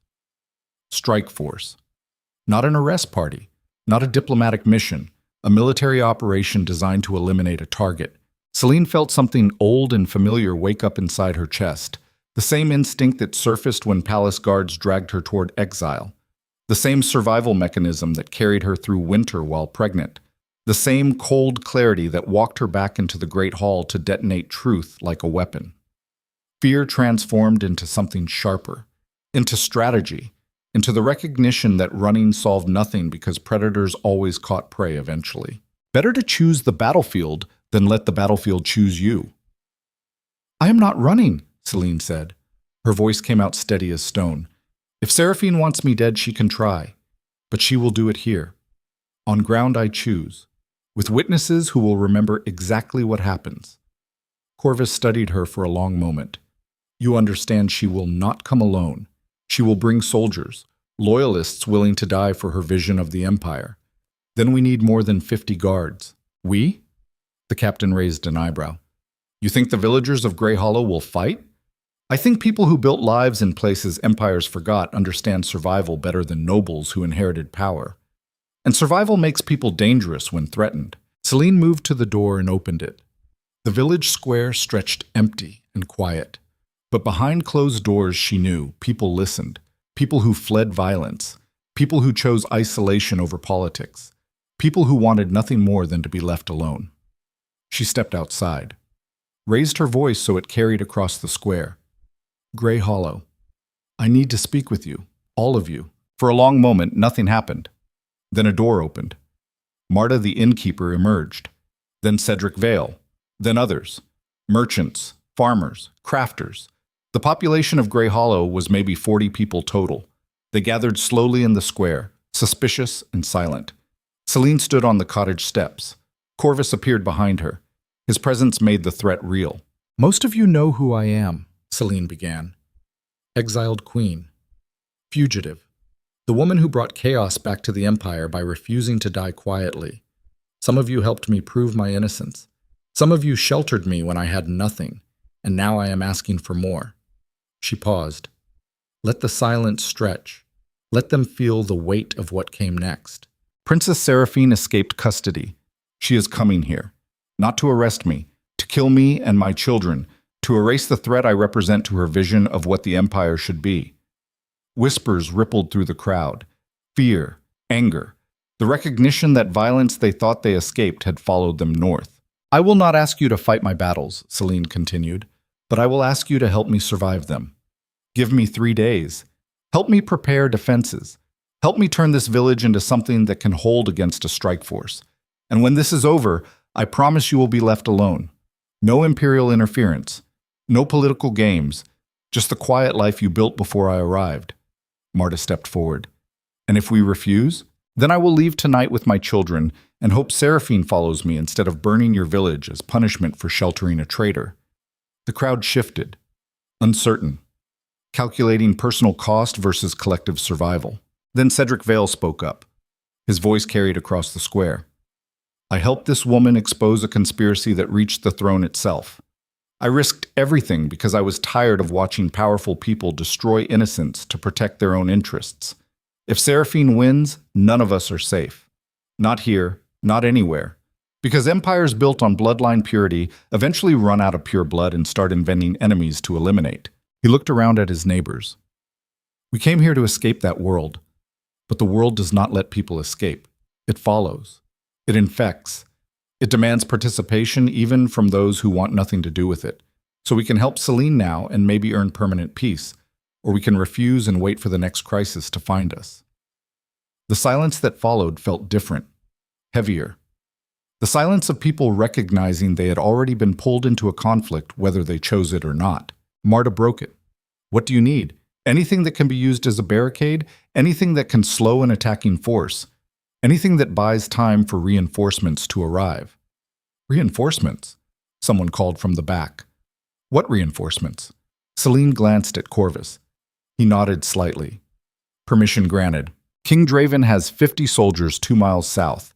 If we can hold long enough, they will arrive. But Seraphine will hit fast and hard. She knows time works against her, so we need to survive the first wave. The crowd began talking among themselves, arguing, calculating. Selene let them. Forced participation never lasted. People had to choose their own survival. Finally, Marta raised her hand. Grey Hollow agrees to help. Not because we love empires or politics, but because we know what happens when powerful people face no resistance. They keep taking until nothing remains. Relief flooded through Selene so intensely her knees almost buckled. Thank you. Do not thank us yet, Marta said grimly.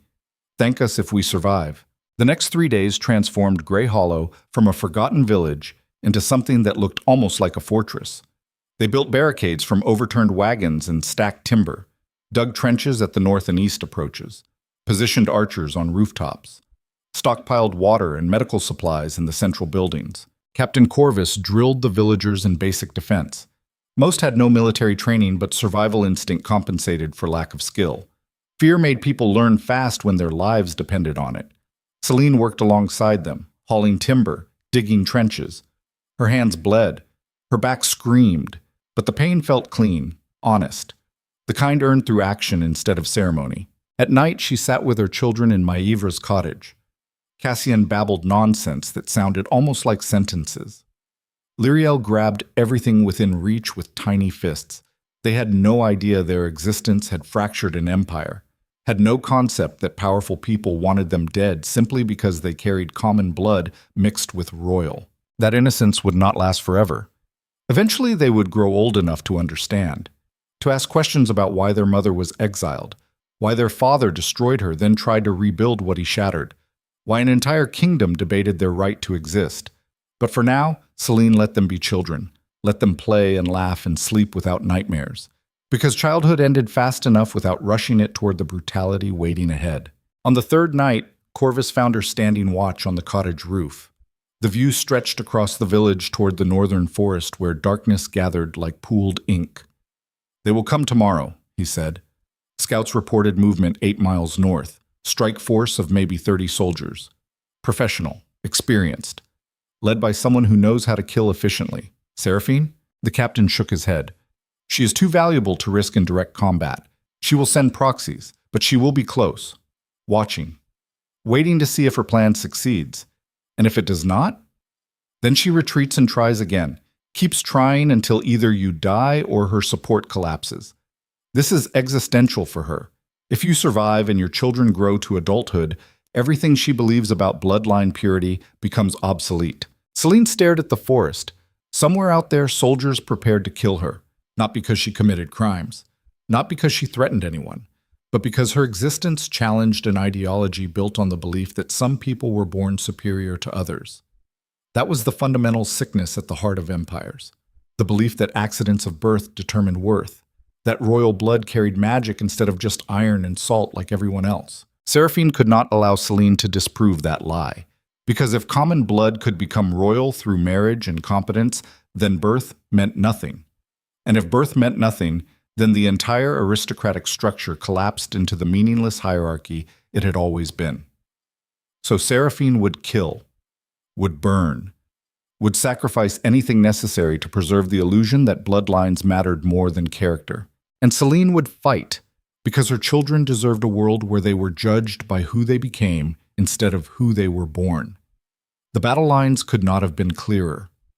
Tomorrow at dawn, Corvus said quietly, that is when they will strike. When people are tired, when defenses are weakest, When surprise matters most, then we will be ready. Will we? The captain's voice held doubt. We have villagers with farming tools facing trained soldiers with military weapons. We have improvised defenses against organized assault. We have hope instead of certainty. Hope is what people fight with when they have nothing else. Selene turned to face him, and sometimes hope wins because the other side underestimates how desperately the desperate can fight. Corvus smiled slightly.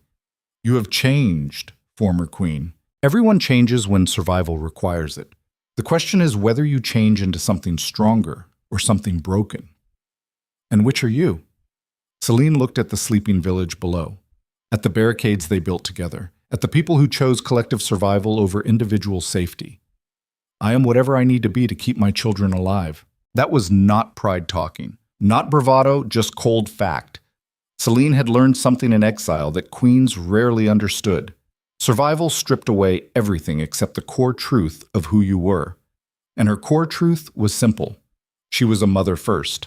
Everything else was negotiable. They struck at dawn exactly as Corvus predicted. 30 soldiers materialized from the northern forest, like shadows taking physical form. They moved with professional precision. No shouting, no wasted motion, just efficient violence aimed at eliminating a target. The first barricade slowed them barely at all. Trained soldiers climbed over obstacles that would have stopped farmers. They breached the outer defenses in minutes. Then the villagers opened fire from rooftops. Arrows rained down, not military arrows fired by trained archers.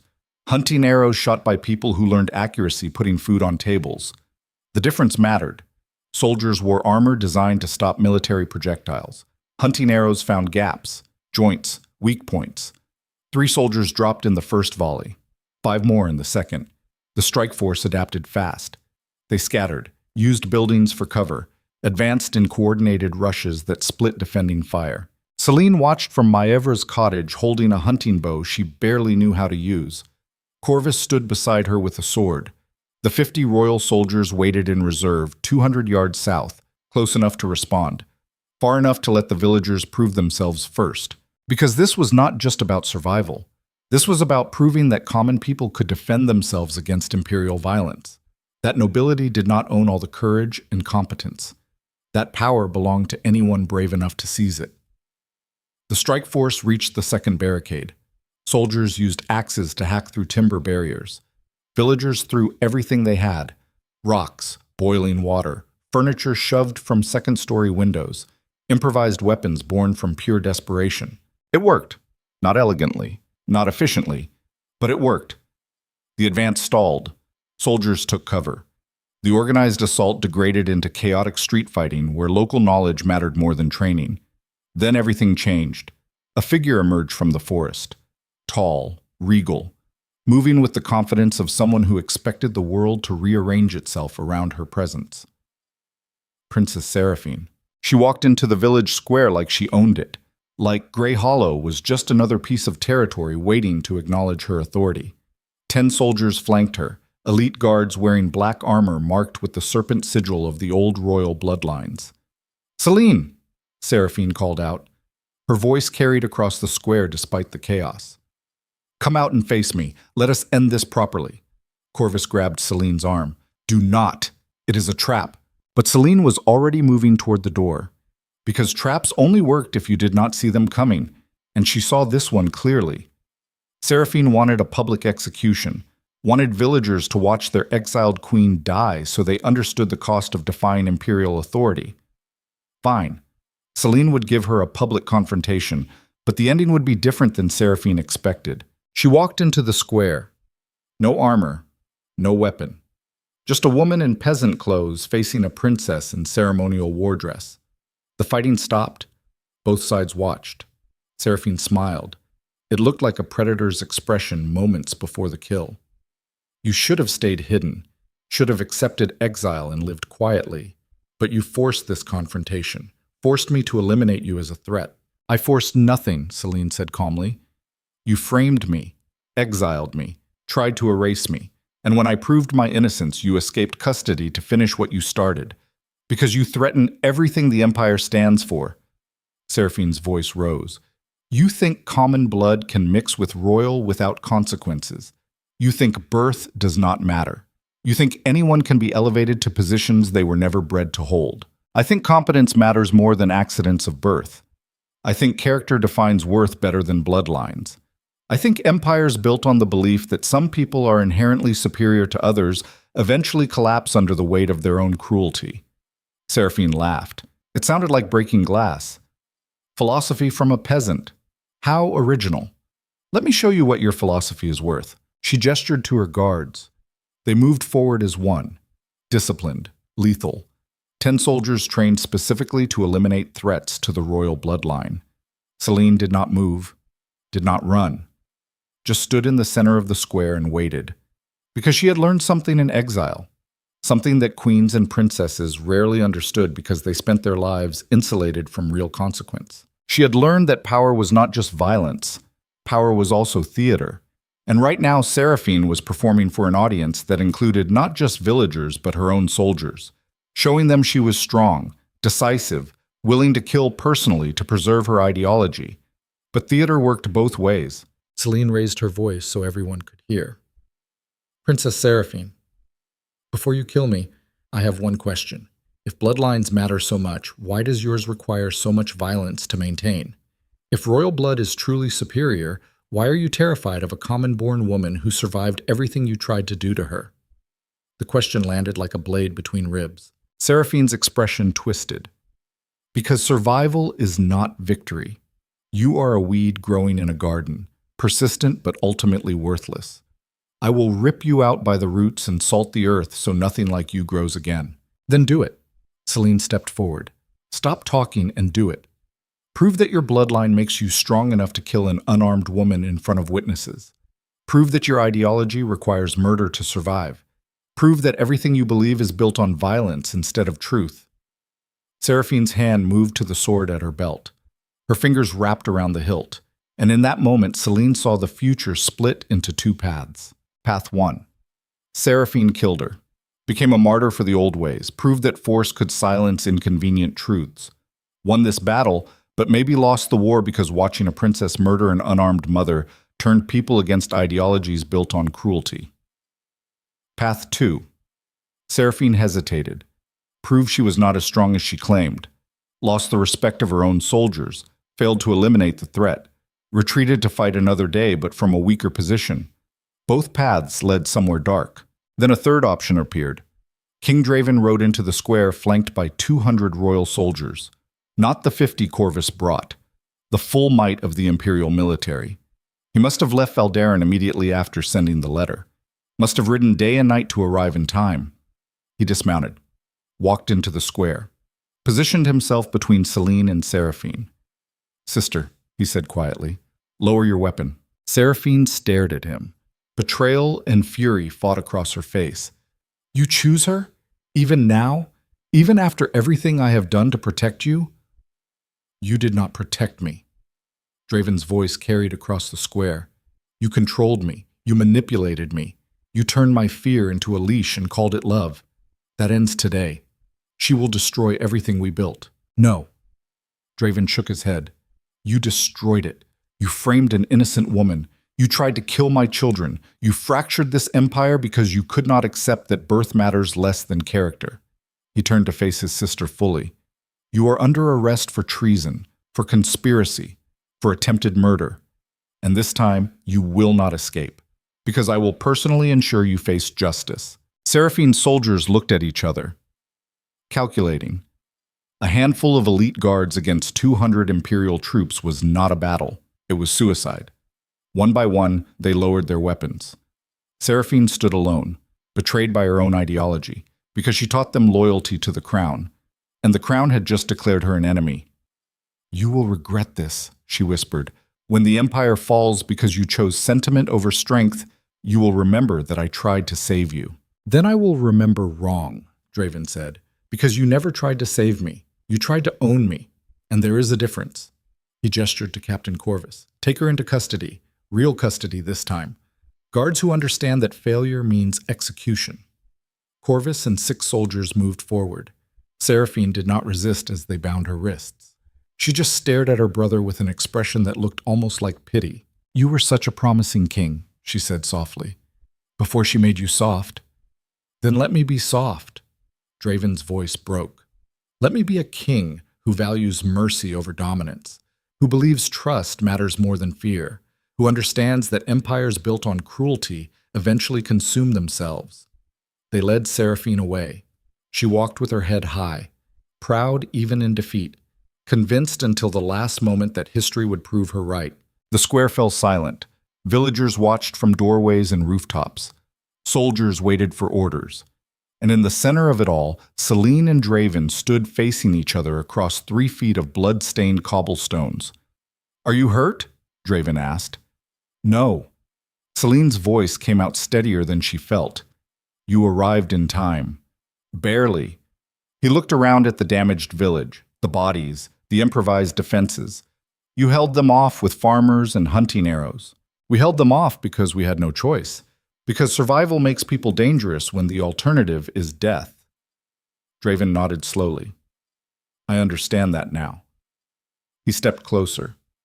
"Selene, I know I have no right to ask this, no right to expect forgiveness, but I need you to know that I would have died to protect you today, that I will spend the rest of my life proving I am worthy of being called your husband and our children's father." Selene studied his face, saw genuine remorse there, genuine determination, but also the recognition that words cost nothing and action was the only currency that mattered. "I want to believe you," she said quietly. "I want to trust that the man I loved is still somewhere inside the king who destroyed me. But trust is not rebuilt through grand gestures or dramatic rescues. It is rebuilt through small daily choices that prove character more accurately than heroics." "Tell me what you need." Draven's voice was raw. "Tell me what I must do to earn your trust back." "Time." Selene looked toward Maevra's cottage where her children waited. "Time to watch you become the man you claim to be. Time to see if accountability is a performance or a permanent change. Time to decide if the empire you rule can transform into something worth bringing our children home to." "How much time?" "As much as it takes." She met his eyes. "Because I will not risk our children's safety for sentiment. I will not return to Valdarin until I know the palace is no longer poisoned by people like your sister. And I will not forgive you just because you showed up today. I will forgive you when you prove through consistent action that you deserve forgiveness." Draven absorbed that, nodded. "Then I will prove it, however long it takes, whatever it requires. I will become the man who deserves you and our children." He turned to address the assembled soldiers and villagers. "Grey Hollow is under Imperial protection. Anyone who threatens this village or its people will face the full might of the crown. You have my word." Marta stepped forward. "We do not want Imperial protection. We want to be left alone." "Then you will be," Draven said. "No interference, no taxation, no conscription. This village exists outside Imperial jurisdiction. You defended one of my people when I failed her. That debt will be honored." The villagers looked at each other, uncertain whether to trust a king's promise, but the alternative was refusing and earning Imperial resentment. Sometimes survival required accepting help even when you mistrusted the source. Draven mounted his horse. He looked down at Selene one last time. "I will send monthly reports, show you through documentation what changes I am making, show you that the Empire is becoming something worthy of bringing our children home to." Selene did not respond, just watched him ride away with his soldiers and his captured sister.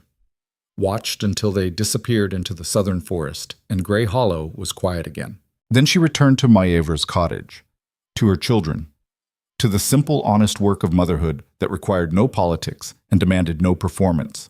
Cassian and Lyriel looked up when she entered, innocent, safe, unaware how close they came to being erased by an empire that feared their existence. Selene gathered them into her arms and made a silent promise.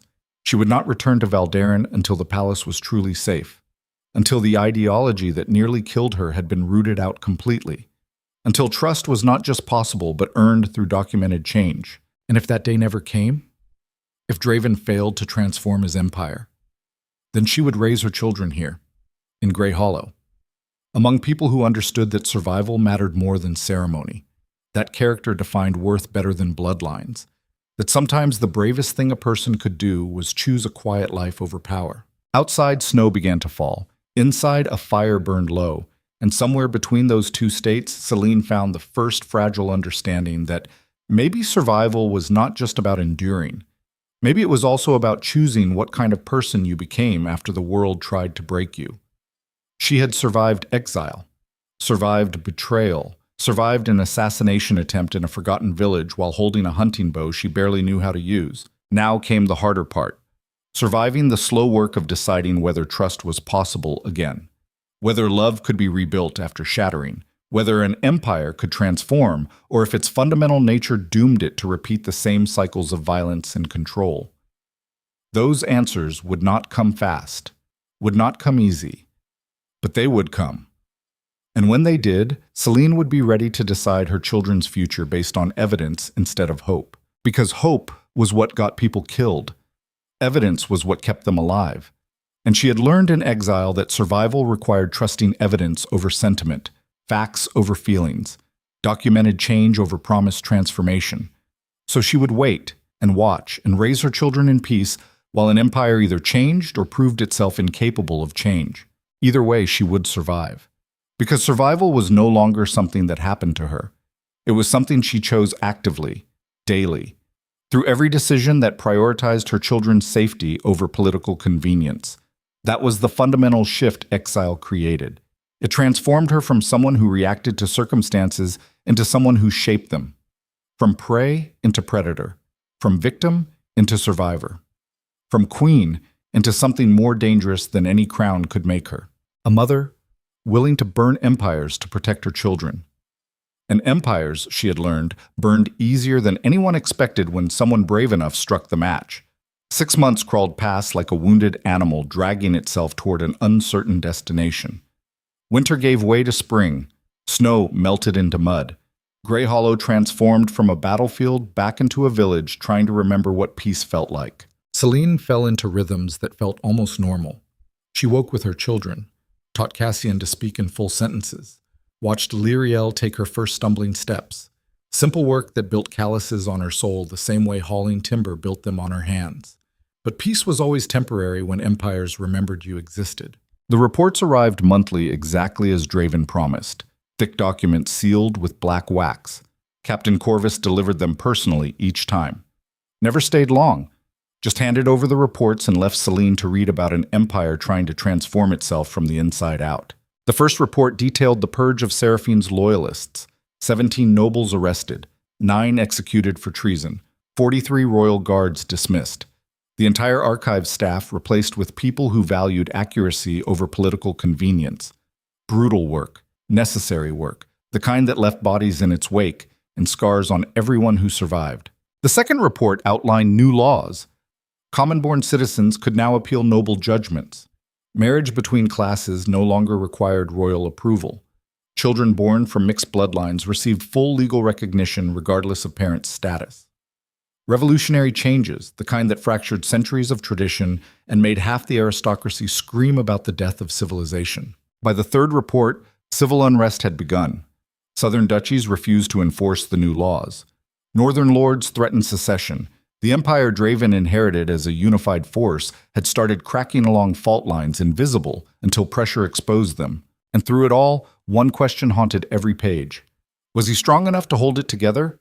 Or would the empire he tried to transform simply shatter and prove Seraphine right? That mercy was weakness.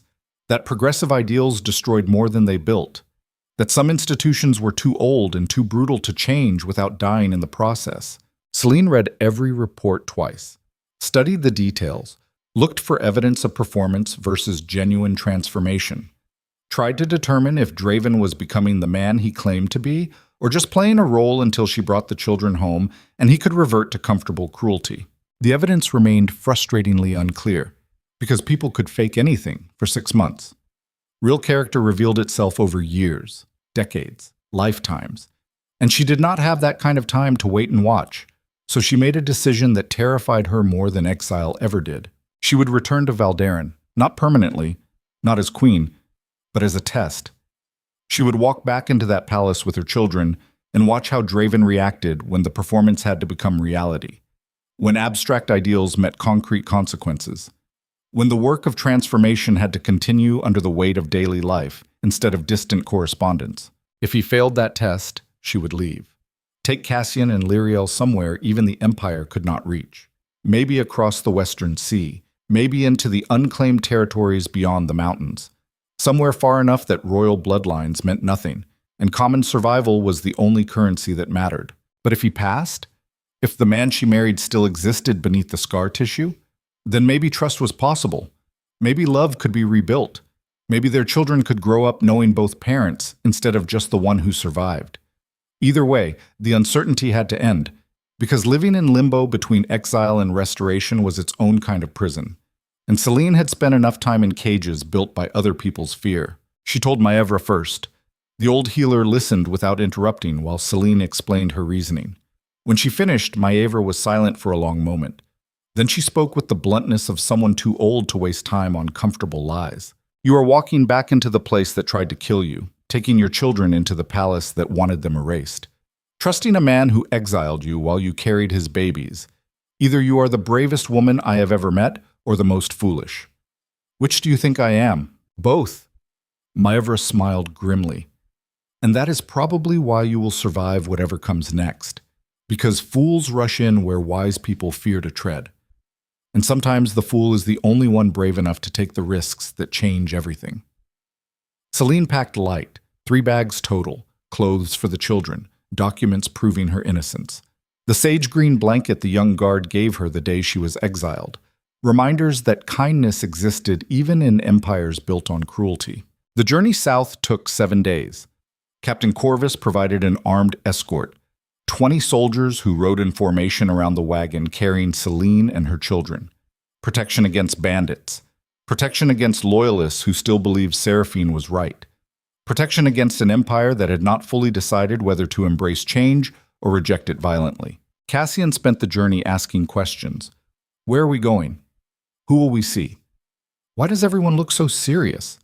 The innocent curiosity of a child who did not yet understand that his existence had fractured kingdoms and redefined what power meant. Lyriel just watched, silent, observant, eyes that looked far older than 18 months should allow. Sometimes Selene caught her daughter staring at soldiers with an expression that suggested she understood more than language could express. That somewhere in her developing mind, survival instincts were already forming, already preparing for a world that might try to destroy her the same way it tried to destroy her mother. That knowledge broke something in Selene's chest. The recognition that her children would never have normal childhoods, would never grow up sheltered from political violence, would carry the weight of their bloodline like chains from the moment they were old enough to understand what royal meant. But maybe that was better than ignorance. Maybe surviving required learning early that the world was brutal, and power was a weapon used against anyone who threatened established hierarchies. Maybe sheltering children from reality just made them vulnerable when reality inevitably arrived. These were the thoughts that haunted Selene during the 7-day journey.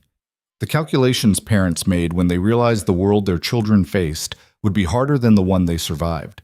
The desperate hope that preparing them for cruelty would not make them cruel. That teaching them to fight would not make them into fighters. That showing them darkness would not extinguish whatever light they carried inside their souls. Valderin appeared on the 8th day. The city sprawled across hills like a kingdom carved from ambition and suffering. White stone buildings, red tile roofs, the palace rising above it all like a crown-made architecture, beautiful and brutal in equal measure. The gates stood open. Guards recognized the convoy and sent runners ahead to announce their arrival. By the time they reached the palace district, crowds had gathered. Nobles, merchants, common citizens. Everyone wanted to see the exiled queen return with the children the empire tried to erase. Some faces showed curiosity, some showed anger. Some showed hope that maybe change was possible if a woman could survive exile and walk back into power on her own terms. The palace courtyard looked exactly as Selene remembered. Marble fountains, manicured gardens, guards in ceremonial armor pretending the violence and chaos of the past year never happened. King Draven stood at the top of the palace steps. He looked different, thinner, harder, like someone who spent 6 months dismantling his own empire piece by piece and rebuilding it from blood-stained foundations. Gray threaded through his hair that had been solid black when she was exiled. Lines carved deeper around his eyes. The physical cost of transformation written across his body like a ledger of pain. He descended the steps slowly, stopped 10 feet from the wagon, close enough to speak, far enough to respect the distance exile carved between them. "Selene," he said. His voice sounded raw, like he had been screaming orders until his throat bled. "You came.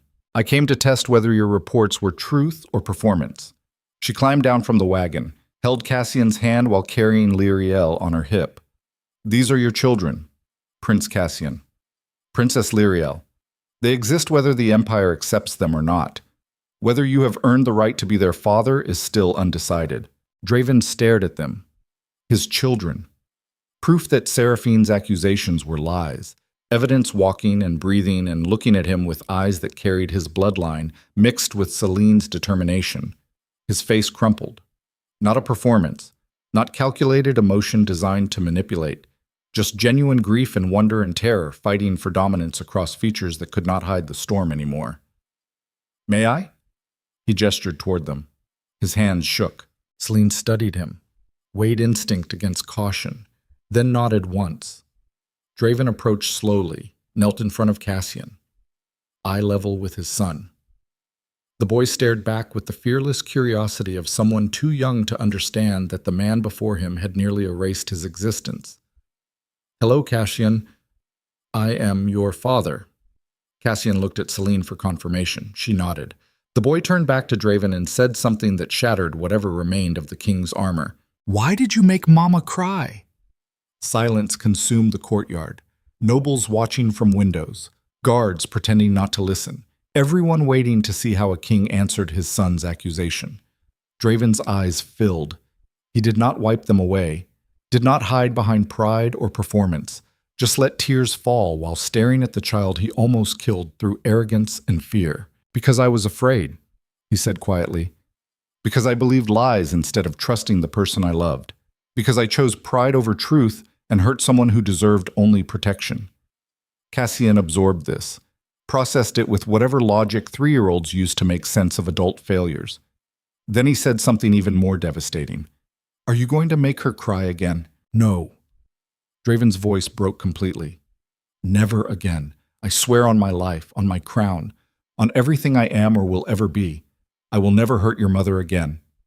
Cassian seemed satisfied with this. He reached out and touched Draven's face, traced the lines carved by grief and guilt. Then he smiled. The innocent forgiveness of a child who had not yet learned to hold grudges. "Okay, you can be my papa then." And Draven wept openly in front of the entire court.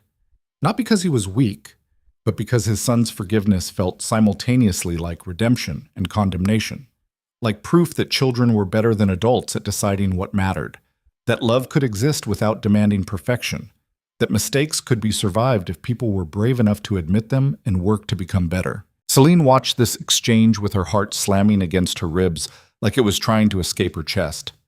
She wanted to believe this was real, wanted to trust that the man crying before their son was genuine instead of performing for an audience. But trust was not built in moments. Trust was built through consistent action over time, through daily choices that proved character more accurately than dramatic gestures. So she waited, watched. And when Draven stood and looked at her with eyes that held everything he could not say, she simply nodded once. Acknowledgement without commitment, recognition without forgiveness. That would have to be enough for now. They walked into the palace together, not as husband and wife, not as king and queen, just as two people trying to navigate the wreckage of what they used to be and determine if anything worth saving remained beneath the rubble. The palace hallways felt different, colder, emptier, like the building itself remembered what happened here and mourned the innocents that died in these corridors. Draven led them to the east wing, to rooms Selene had never seen before, a suite designed specifically for her and the children, separate from the royal chambers, private, defensible if necessary. "I wanted you to have your own space," he explained, "somewhere you could retreat if you needed distance, somewhere that felt like yours instead of just another part of the palace that holds memories of betrayal." Selene walked through the rooms, noted the sage green walls in the nursery, the same color as the blanket she carried through exile, the private courtyard with a garden already planted, the library stocked with books on governance and law and philosophy.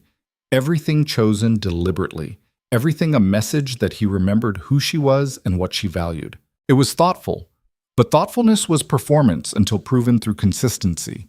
Grand gestures meant nothing if daily behavior contradicted them. "Thank you," she said. "We will stay here.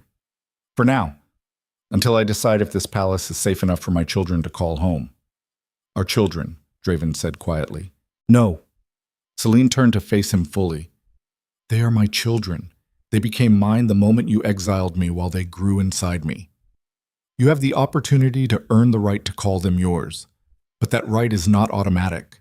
It is not inherited through bloodline. It must be built through action over time." The words landed like blows.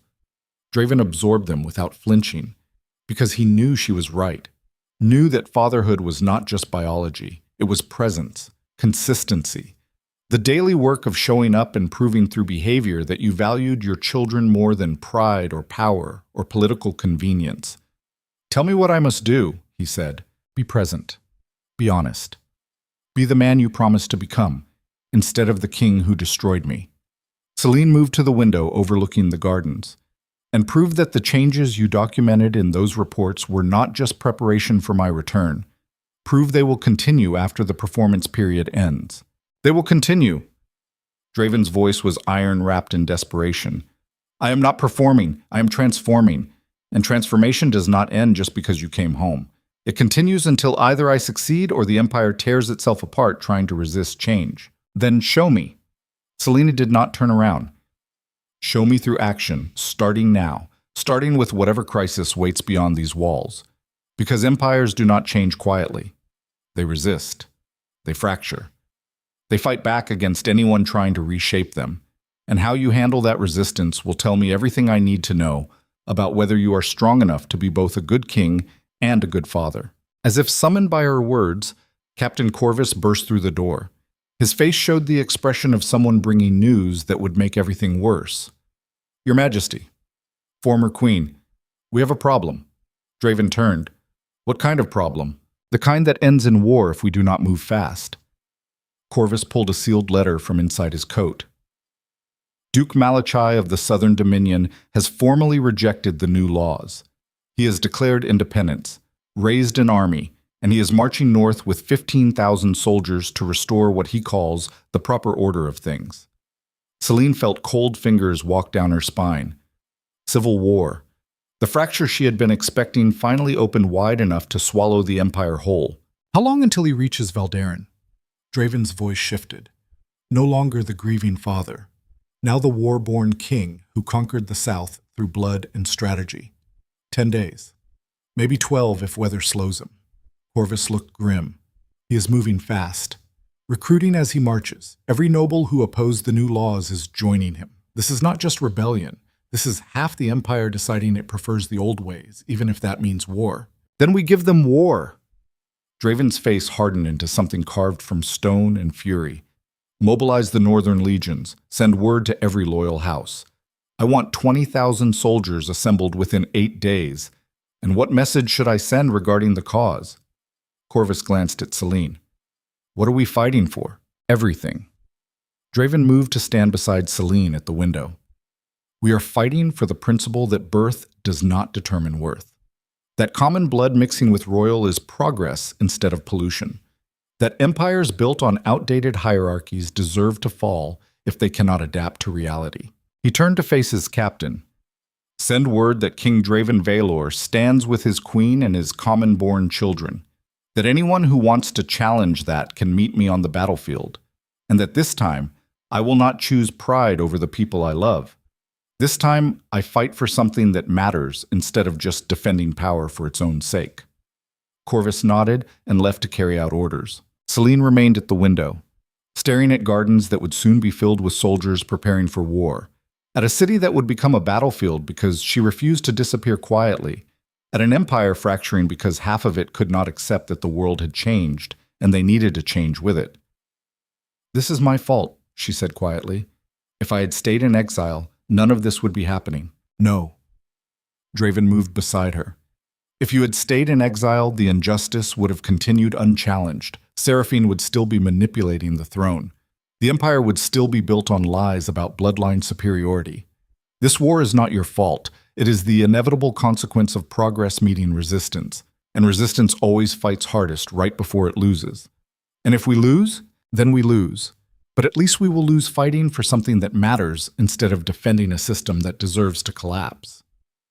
Selene looked at him, really looked, saw the determination there, the transformation from king who valued power above everything to man who valued principle enough to risk his throne for it. It was not love yet. Trust had not rebuilt itself, but it was something.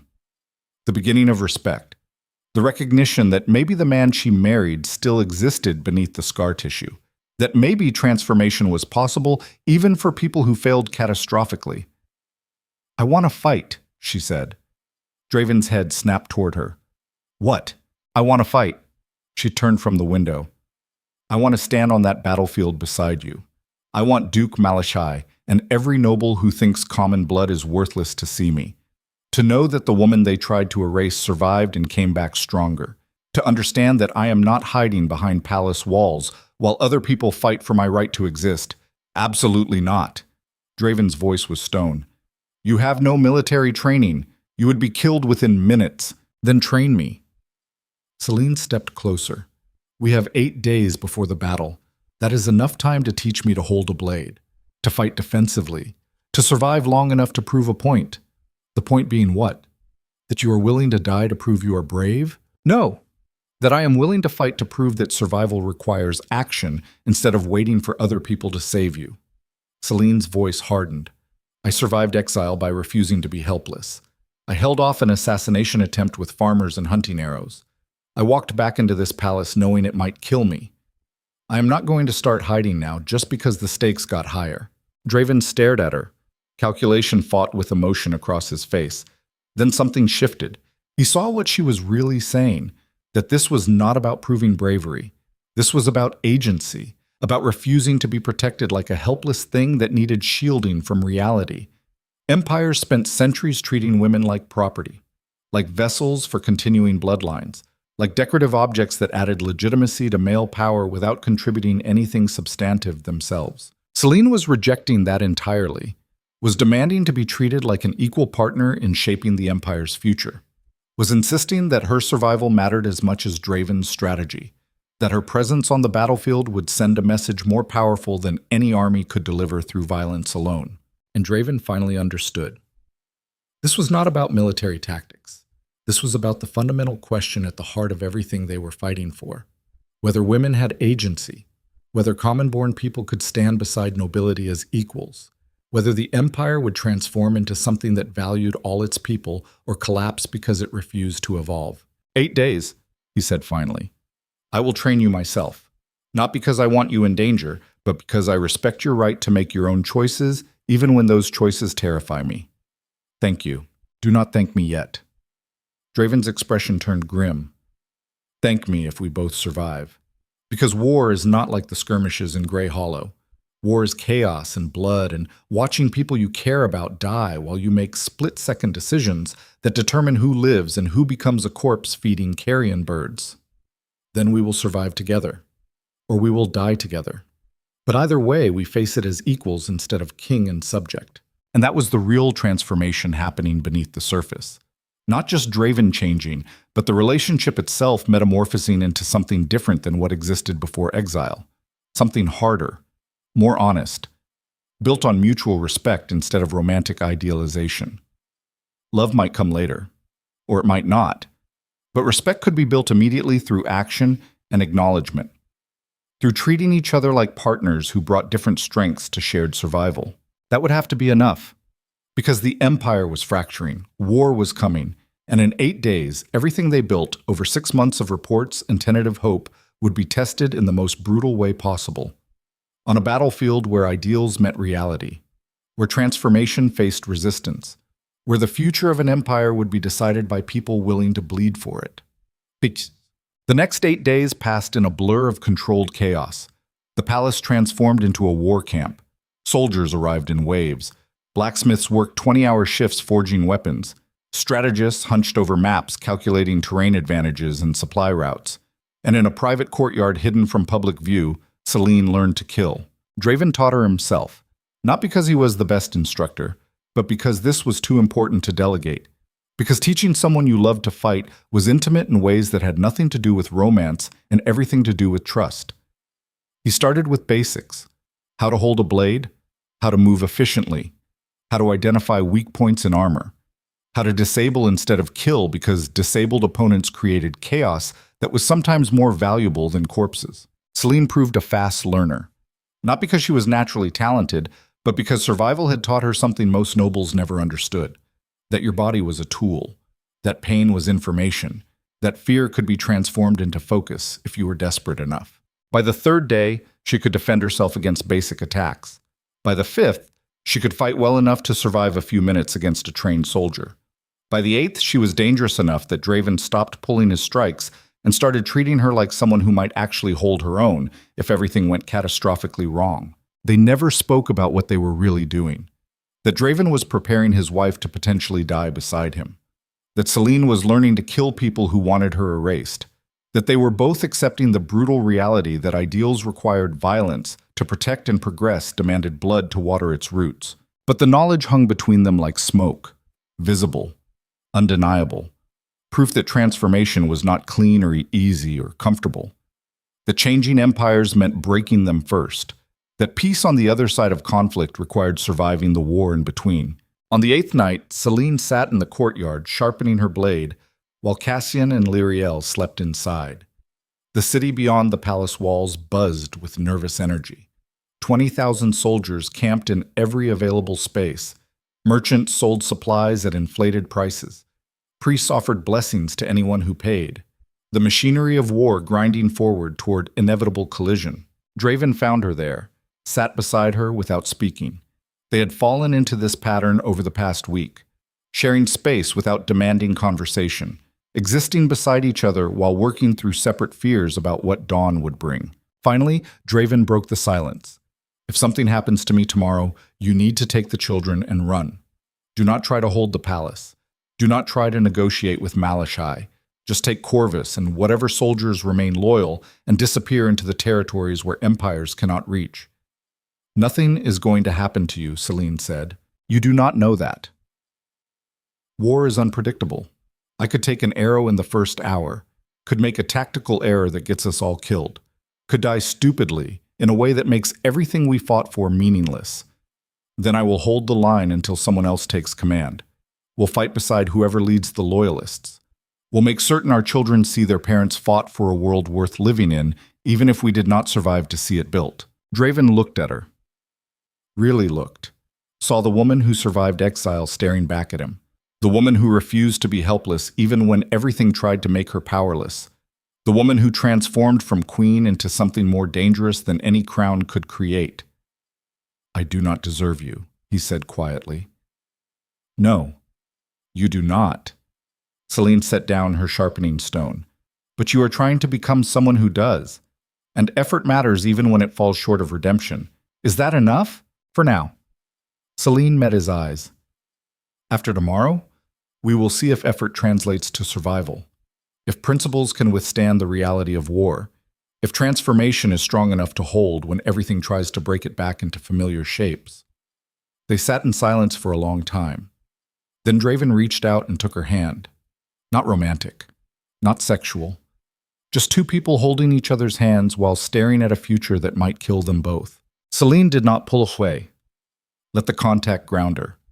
Remind her that whatever happened tomorrow, she was not alone. That two people fighting together had better odds than one fighting alone. That maybe trust started here.